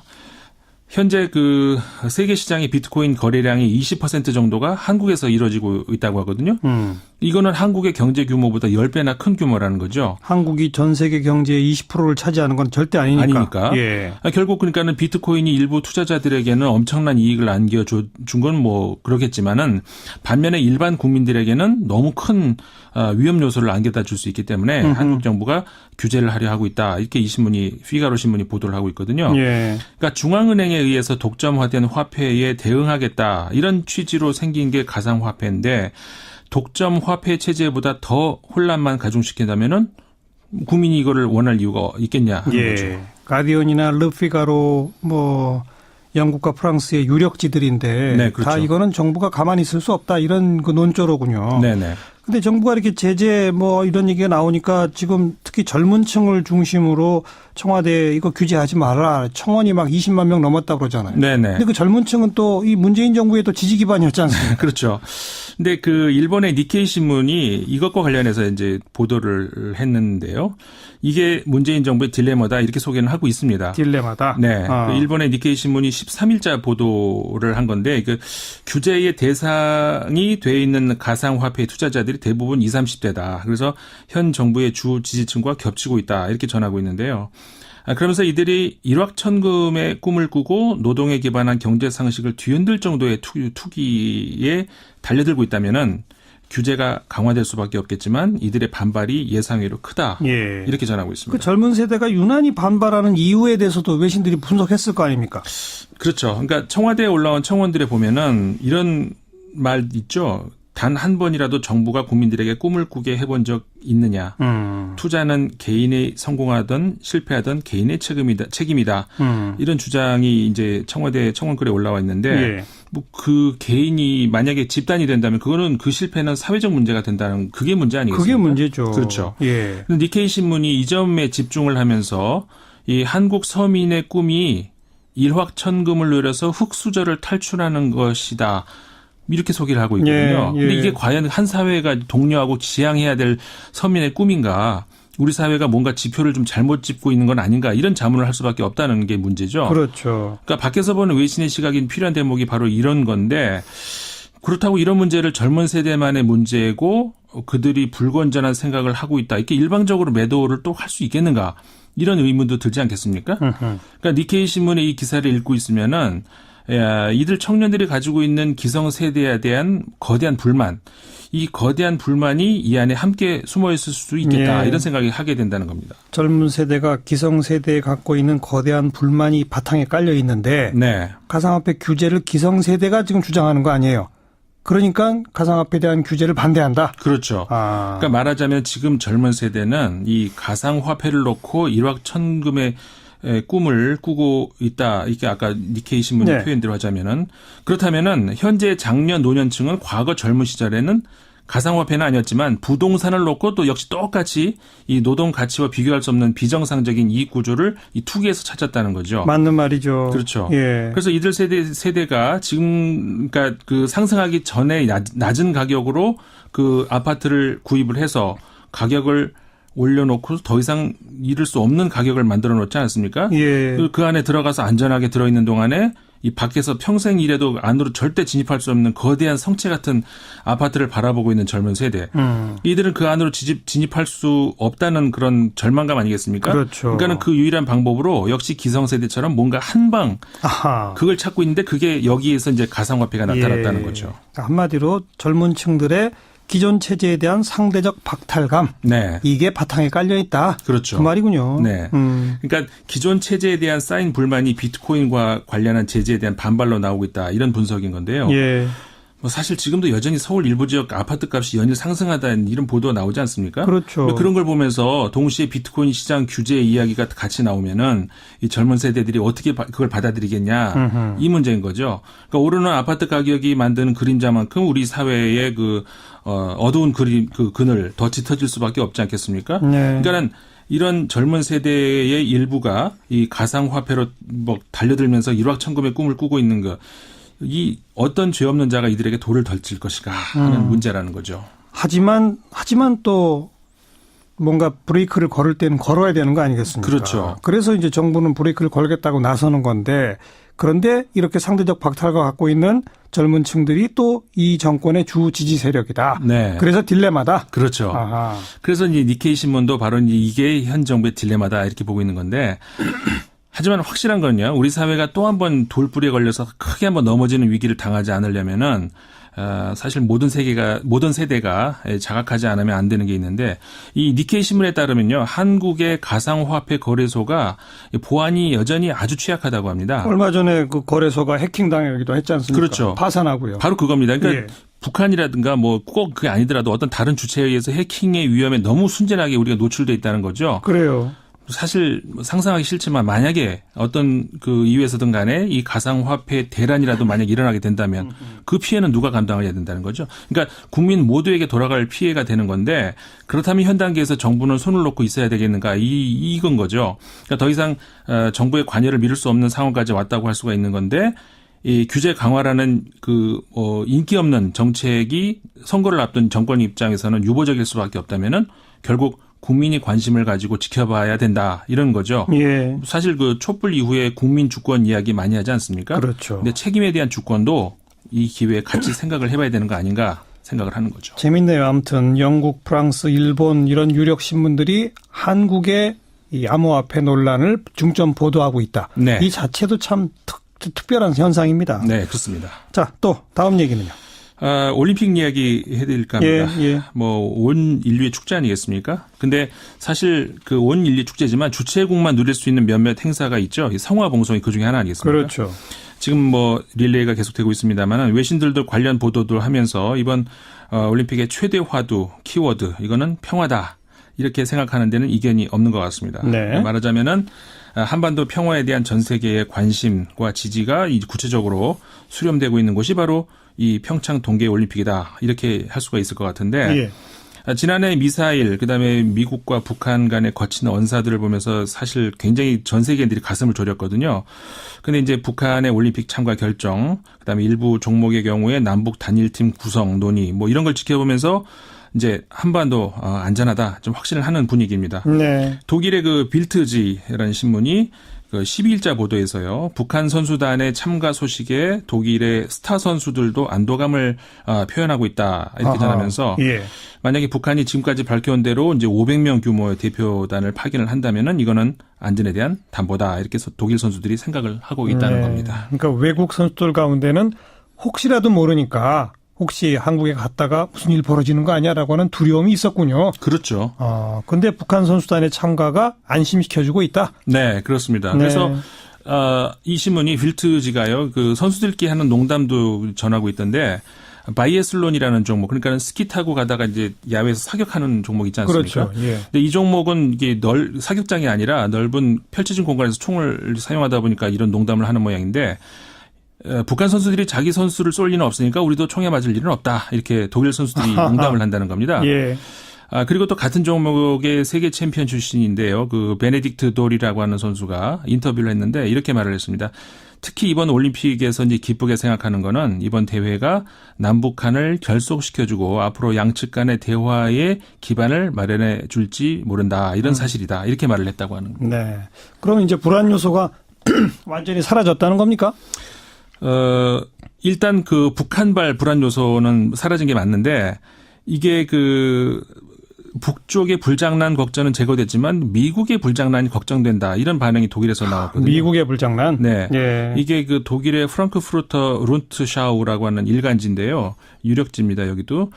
그 12일자 보도에서 알폰소 페어만 독일 올림픽 체육연맹 회장 인터뷰를 치렀는데 예. 어쨌든 간에 이번 올림픽에서는 트럼프 대통령의 불장난은 보지 않을 수도 있겠다. 이렇게 얘기를 그런 했다는 우려는 겁니다. 아직 남아있다. 알겠습니다. 네. 인문결연구소 임상훈 소장 수고하셨어요. 네, 감사합니다. 시작기 오늘 여기까지입니다. 내일 뵙죠. 안녕히 계세요.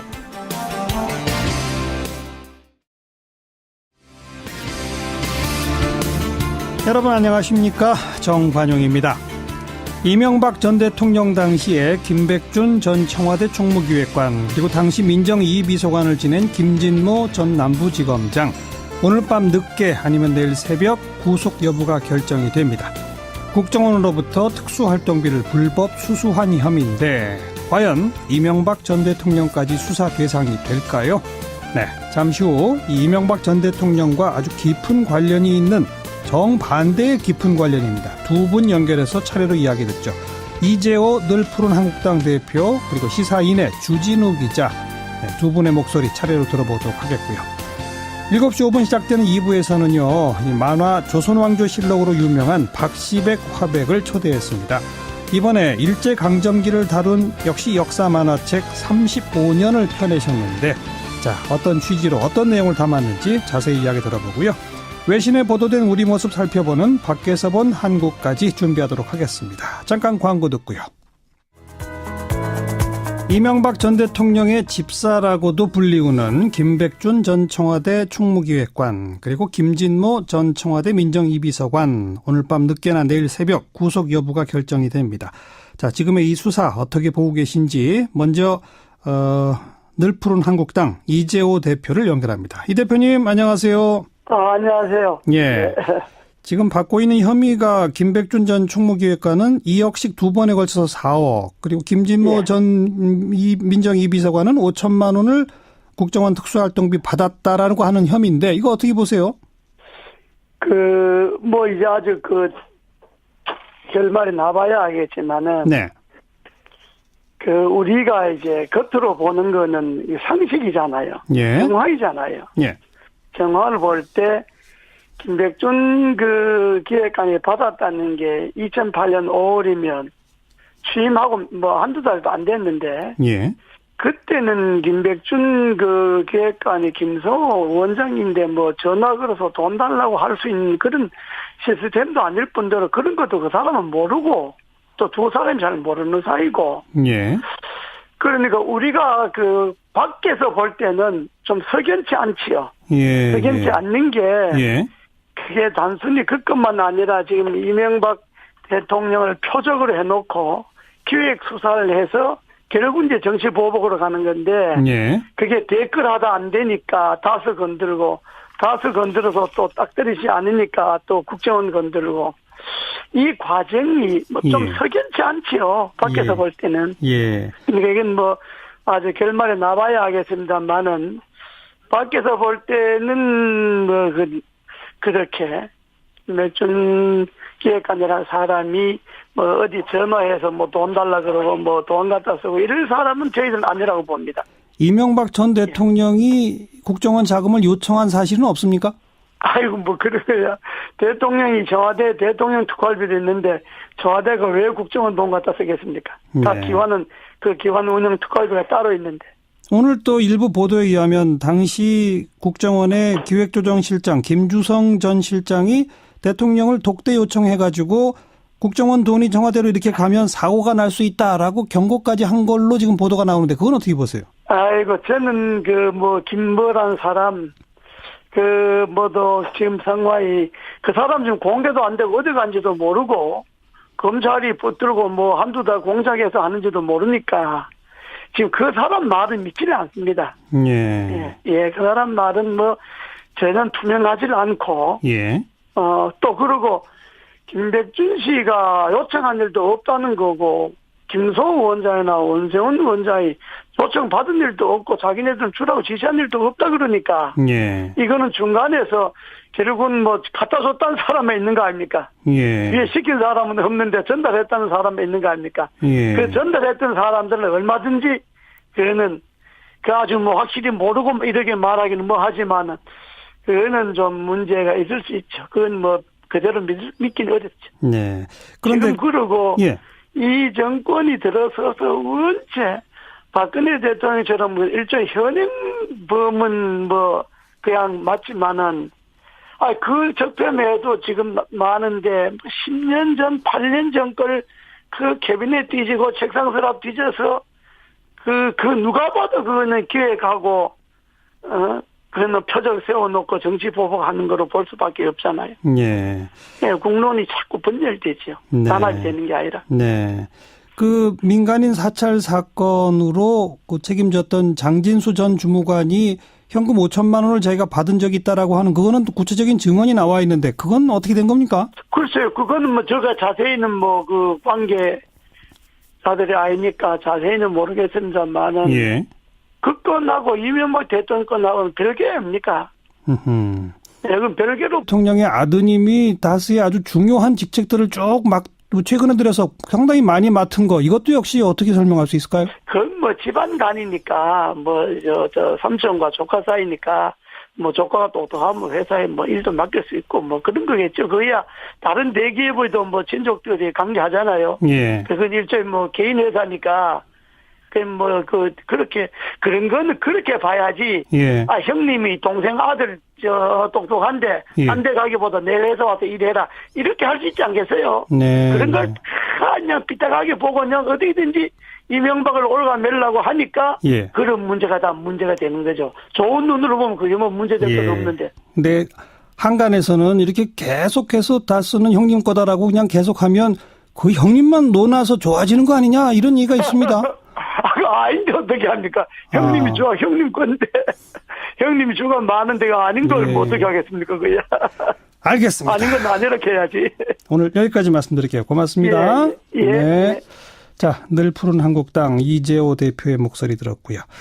이번에는 정반대로 이명박 전 대통령과 또 깊은 관련이 있는 취재를 가장 많이 해오신 분이죠. 시사인의 주진우 기자 연결합니다. 주 기자 안녕하세요. 안녕하십니까, 주진우입니다. 앞에 이재호 대표 인터뷰 들으셨죠? 네, 들었습니다. 예상했던 바입니까?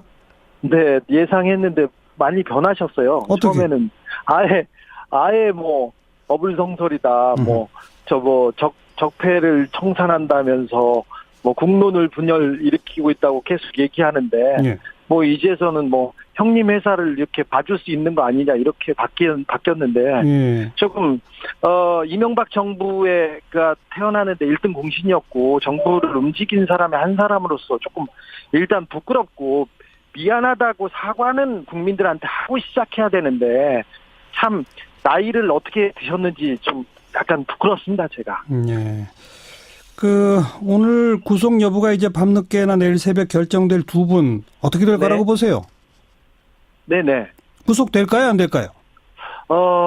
혐의만 놓고 보면 당연히 구속돼야 됩니다. 박근혜 정부에 있어서 국정원에서 특활비를 받았었던 분들과 이렇게 형평성 그리고 그 범죄 소명 정도를 따져보면 구속이 당연한데 예.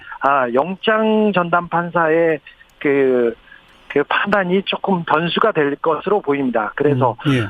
특별히 이명박 대통령과 가까웠던 사람은 구속됐는데 나온 경우가 있었지 않습니까? 김관진 전 장관처럼. 예.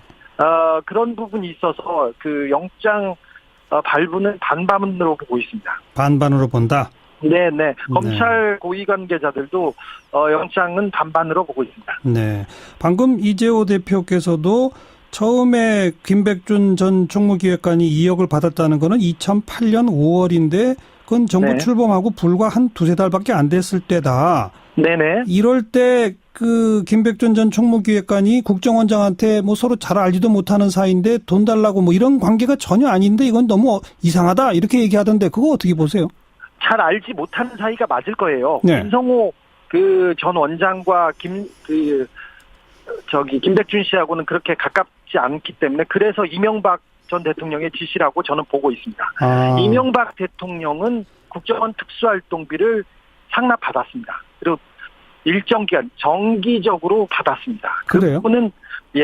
그 부분은 증언도 있고 증명된 부분이 있어요. 그래서 특수활동비를 썼는데 그 부분을 김백준 이번에 기획관이 쓴 2억은 예.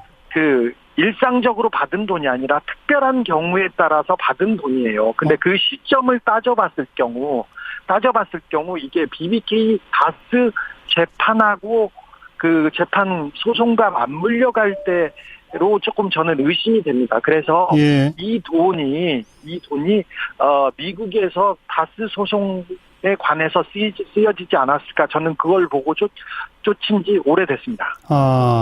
그러니까 2억씩 지금 검찰이 밝혀낸 거는 특별히 받은 거고 재판과 관련 있을 거라고 의심된다는 말씀이시고. 네네. 이거 말고 정기적으로 받았다고 하는 그런 증거가 어디 있나요? 지금 검찰은 거기까지는 전혀 가지 못했는데요.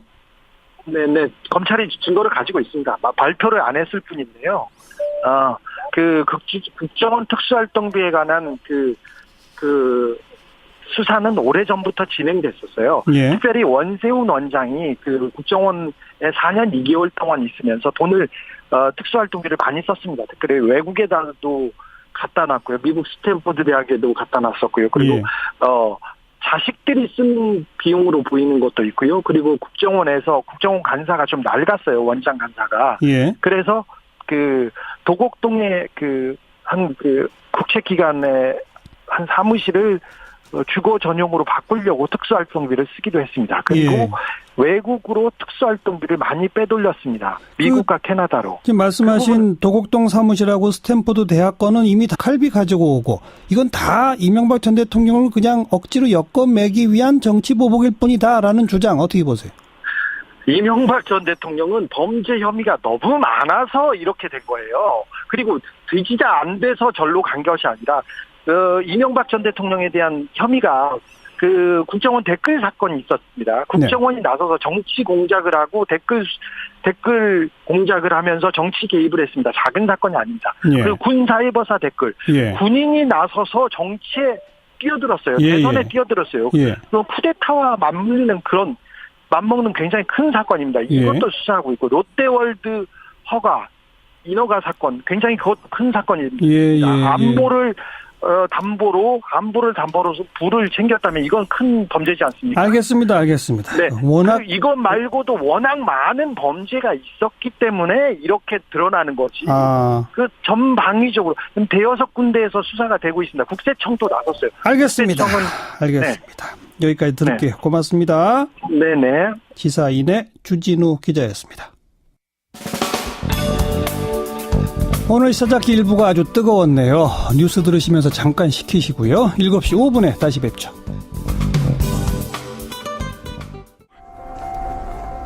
오늘 하루 화제가 된 뜬 뉴스들부터 정리해드립니다. CBS 김현지 기자 안녕하세요. 네, 안녕하세요. 네, 첫 소식은요. 네, 추운 날씨 때문에 전기장판 많이 이용하실 텐데요. 이 전기장판 10개 중 8개에서 기준치를 초과하는 유해 물질이 검출됐습니다. 아하. 오늘 한국소비자원은 이 판매 중인 18개 전기장판 유해 유해물질 조사 결과를 밝혔는데요. 이 중 83.3%인 15개 제품 매트 커버에서 기준치를 초과하는 프탈레이트계 가소제가 검출된 것으로 나타났습니다. 그게 뭐예요? 프탈레이트계 가소제? 네, 이 프탈레이트는 플라스틱을 부드럽게 하는 화학 첨가제인데요. 네. 화장품이나 장난감, 세제 등에 두루 쓰이다가 이게 환경 호르몬 추적 물질로 판정되면서 사용이 금지됐습니다. 네. 문제는 전기 매트의 표면 코팅층 두께입니다. 이 코팅층은 프탈레이트계 가소제가 밖으로 나오지 않게 하는데요. 하지만 10개 중 8개 제품의 코팅층 두께가 기준 이하거나 또 아예 없는 것도 있어서 일부 장판에선 최대 257배나 초과한 유해 물질이 검출되기도 했습니다. 이 프탈레이트는 불임 같은 생식 기능에 영향을 주고요. 발암 물질로도 분류되는데 관련 안전 기준은 전무한 상태입니다. 빨리 그 기준부터 제대로 만들어야 되겠군요. 다음 뉴스는요? 네, 올해 최악의 미세먼지가 오늘 서울과 수도권 하늘을 뒤덮었는데요. 이런 가운데 스모그 지옥이라 불리는 중국에서는 세계에서 가장 큰 공기청정기를 가동하기 시작했습니다. 이 중국 산시성 시안시에 있는 공기청정기는 높이가 무려 100m가 넘는데요. 수개월 전부터 시범 가동한 결과 초미세먼지 평균 농도가 15% 감소했다고 합니다. 100m가 넘는 공기청정기? 이건 어떻게 가동되는 겁니까? 네, 이 공기청정기 바닥에 축구장 절반 크기의 유리온실이 있습니다. 이 더러운 공기가 유리온실로 빨려 들어가면 태양열에 더워져서 위로 올라갑니다. 이때 더러운 공기가 여러 층의 필터를 거치면서 깨끗해지는 건데요. 예. 이 특히 공기청정기 인근 10제곱킬로미터 지역은 가동 뒤부터 매일 1000만 세제곱미터의 깨끗한 공기가 생산되면서 대기질이 크게 개선된 것으로 전해졌습니다.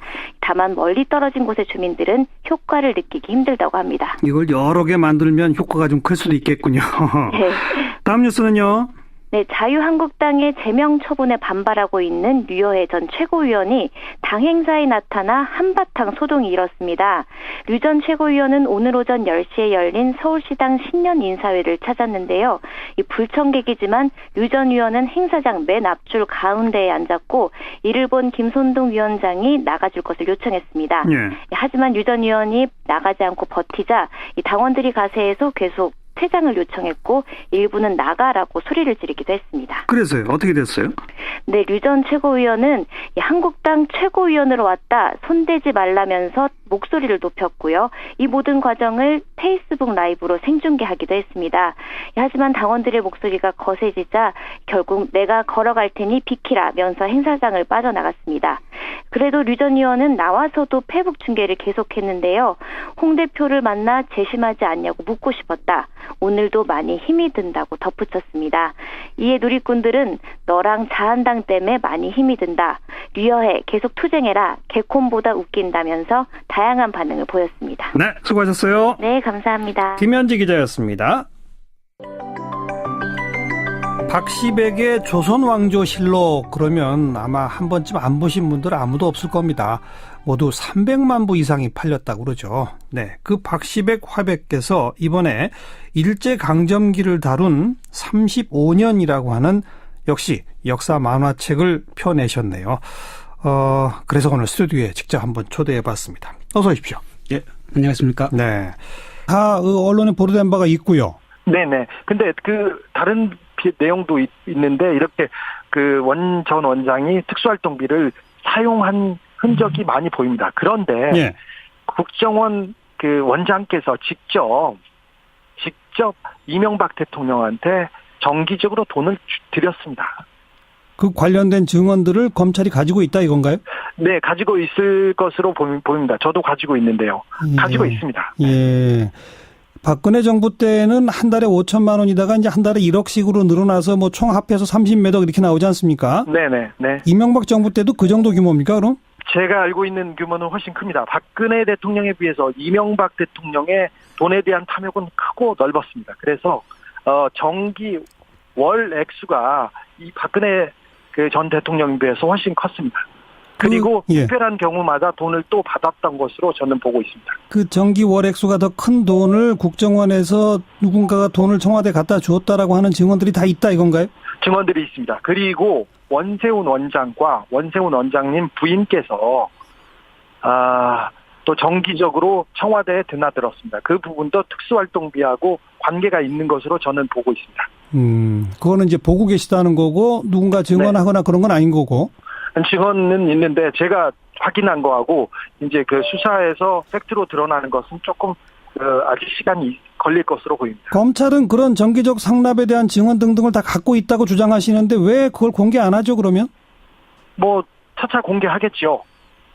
아직은 뭐 수사가 흘러가는 과정이기 때문에 예. 그걸 몇 가지 확인하고 있는데 원세훈 원장도 일정 부분은 거의 그 인정했습니다. 자, 그러면 결국 이명박 전 대통령도 이 국정원 특수활동비 관련해서 검찰에 불려갈 거라고 보십니까? 네, 불려갑니다. 그건 시간 문제지. 지금 당장 불러서 지금 당장 부를 만큼 수사가 돼 있고요. 지금 당장 구속영장을 칠 만큼 수사가 됐다고 봅니다. 국정원 특수활동비와 다스 관련해서. 예, 다스 관련해서도 그만큼 수사가 돼 있다는 건가요? 네네, 그렇습니다. 그런데 안 하고 있는 거는요?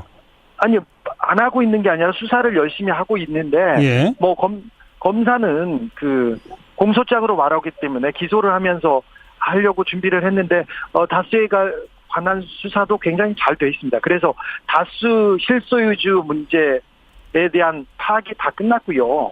이제 아까 이재호 그 전 대표하고 얘기할 때, 예. 그 형님만 다스 소유를 그 이명박 대통령이 포기하면 다스 이상득 이상은 회장이 그냥 논하는 거 아니냐 이런 얘기가 우스갯소리가 있지 않습니까? 예, 제가 그렇게 또 질문했죠. 예. 네네. 근데 다스의 실소유주 의혹에 대해서도 의혹의 그 열쇠를 다 풀었고요. 이명박 전 대통령님이 그 다스의 실소유주라는 것은 다 증명이 된 상태입니다.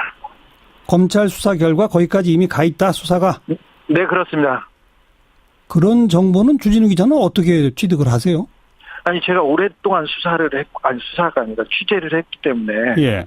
네.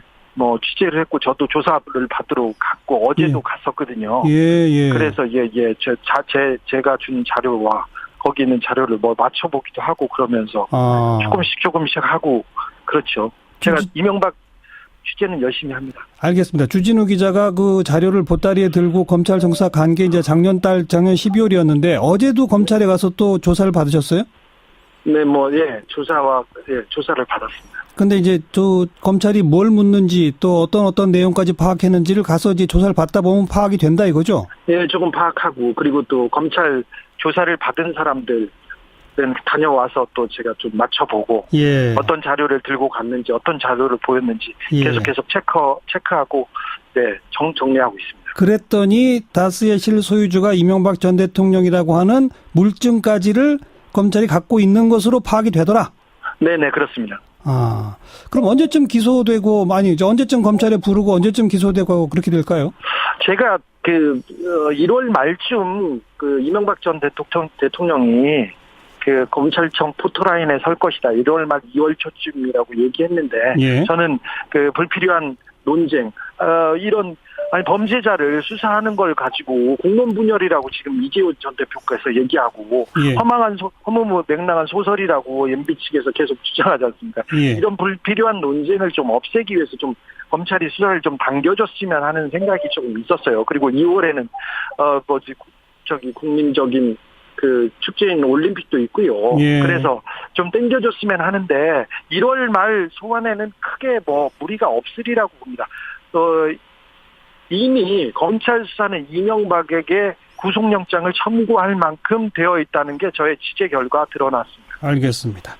아까 이재호 대표의 이야기인데 댓글 하다가 안 되니까 다스 뒤지고 다스 하다 안 되니까 국정원 이제 대통령이 무슨 돈 누구인데 얼마가 또 지시하고 또 그걸 대통령이 보고하고 그럴 시스템은 아니지 않습니까? 네. 그 모든 걸 다 대통령과 연결시켜서 대통령 잡아가려고 그러니까 이게 일도 일대로 안 되고 국민은 국민대로 불안하고 그런 거죠. 네. 아무튼 그러니까 예. 국정원 특수활동비 관련해서는 이명박 대통령은 지시하거나 보고받거나 그런 적이 전혀 없다. 제가 이런 이야기를 한번 들었어요. 그 대통령이 저도 취임하고 2년 동안 외국 나가 있다 왔잖아요. 네. 갔다 들어왔는데 제가 그 특임장관하고 할 때 대통령이 청와대 운영은 청와대 돈으로 해야지 일체 어떤 외국으로부터 돈 받지 말라는 이야기를 하는 건 제가 한번 들었어요. 예. 아마 예. 대통령이 그런 데 대해서 결백이 있을 겁니다. 예. 돈 이런 문제는. 예. 예. 보도를 보니까 오늘 그 이명박 대통령 측 한 20여 명이 무려 3시간이나 긴급 회의를 했다는데 혹시 이재호 대표께서도 거기 가셨나요? 그건 청와대 참모들끼리 모이는 거니까. 아. 저는 가지는 않았는데. 예. 그렇게 모였다는 이야기를 들었습니다. 예. 예. 거기서 어떤 논의가 됐는지 혹시 보고받으신 바 없고요? 보고라기보다가 아마 찬반 양론이 있었지 않겠습니까? 어떤 찬반이요? 이게 말하자면 강온이 있지 않겠습니까? 예. 강경파들은 이래서는 안 된다. 예. 정면 대응해서 치고 나가자. 예. 이런 게 생각도 있을 거고. 예. 또 한쪽은 좀 더 기다려보자. 아주 구속영장이 어디 될지 모르니까. 예. 그리고 대통령이 전혀 관계가 없는데. 예. 또 사람들이 있는 사실을 어떻게 하는지는 모르지만 전혀 없는 사실을 뒤집어 씌울 수 있겠느냐. 예. 지금 하는 거 보면 그렇게 할 수도 있다고 보는데 예. 그러나 좀 더 기다려보자 이런 내용도 있었고 그러지 않겠습니까? 예. 강경파가 정면 대응해서 치고 나간다고 할 때는 뭘 치고 나가는 겁니까? 그건 좀 복잡해지죠. 복잡해진다는 건 무슨 뜻이죠? 일이 복잡해지지 않겠습니까? 그러니까 뭘 치고 나가면 그러면 지금 어쨌든 이명박 정권이 5년 동안 정권을 잡았는데 네. 그 5년 동안에 지난 정권에 대한 일들을 한두 가지를 알고 있겠습니까? 네. 그러나 국민 화합과 통합을 위해서 정치 보복 같은 인사를 안 주니까 예. 과거에 아는 것도 말 안 하는 것도 있을 거고 덮어놓은 것도 있을 거고 예. 여러 가지 있지 않겠습니까? 예. 그런데 이 정권이 예.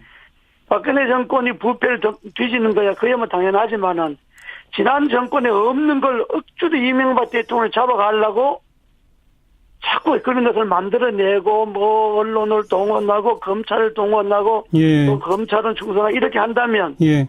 그러나 이게 전쟁이 지난 정권과 전전 정권과 전전 정권의 싸움이 될 수도 있죠. 그래서 그럼 검찰과 문재인 정권은 완전 곤란한 이 시기에 빠지겠죠. 패싱되는 거죠. 예. 그럼 문 정권 없어지고 노무현 정권과 이명박 정권이 다시 살아나는 거죠. 네. 노무현 정권 때 일을 폭로할 수도 있다. 이런 말씀이시군요. 폭로가 아니라 사실을 그러니까 왜냐 그러면 예를 들어서 이명박 정권 때 국정원만 뒤지면 네. 그럼 노무현 정권 때 국정원은 왜 안 뒤지냐 이렇게 말 나올 수 있지 않습니까? 예. 그럼 노무현 정권 때 국정원이 한 일을 이명박 정권 사람들이 알 수 있지 않습니까? 알겠습니다. 예. 예. 그 다스 얘기인데요. 예. 정말 이명박 전 대통령은 다스와 무관합니까? 그게 이제 개인 회사니까 예. 형님 회사고 또 차남 회사고 하니까 네.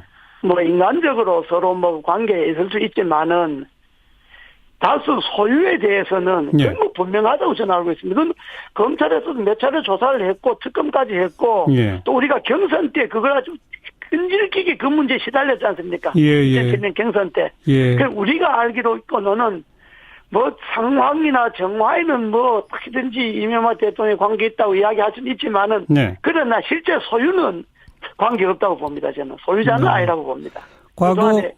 온 걸로 봐서. 과거 이명박 전 대통령의 가장 가까운 측근 가운데 한 분이었던 정두환 전 의원은 오래전부터 그 다스는 자기가 세운 거다, 자기 거다라고 정세영 회장으로부터 하나 받은 거라고 계속 주장하고 다녔다는 얘기를 증언하는데요. 그리고 당시 그 회사 사장을 맡았던 사람은 회사 설립에 관해서 이명박 전 대통령한테 보고했다는 증언도 있고 또 거기 취업한 사람들은 자기 취업할 때 이명박 전 대통령한테 최종 결재를 받았다는 증언도 있고 여러 증언들이 나오지 않습니까? 그렇습니다. 예, 저도 언론을 통해서 다 봤는데요. 네. 그러나 이제 소유주가 아니라도 형님과 동생 사이니까 아하. 동생이 아무래도 기업을 했으니까 그 의견을 들어보라든지 뭐 이런 이야기는 할 수 있지 않겠습니까? 예. 큰형이 이제 자기 친동생이 기업가니까 그것도 큰 회사의 사장이었으니까 그런 문제는 그거 알아보라든지 또 동생이 형님 회사니까 형님 그건 이렇게 해야 됩니다. 이렇게 말할 수도 있고 그런데 얼마든지 할 수 있죠. 근데 그걸 무리하게 법적으로 그걸 이명박 거다 이렇게 묶어서 간다고 하는 거는 이건 의도가 있는 수사로 봐야죠. 지금 이명박 전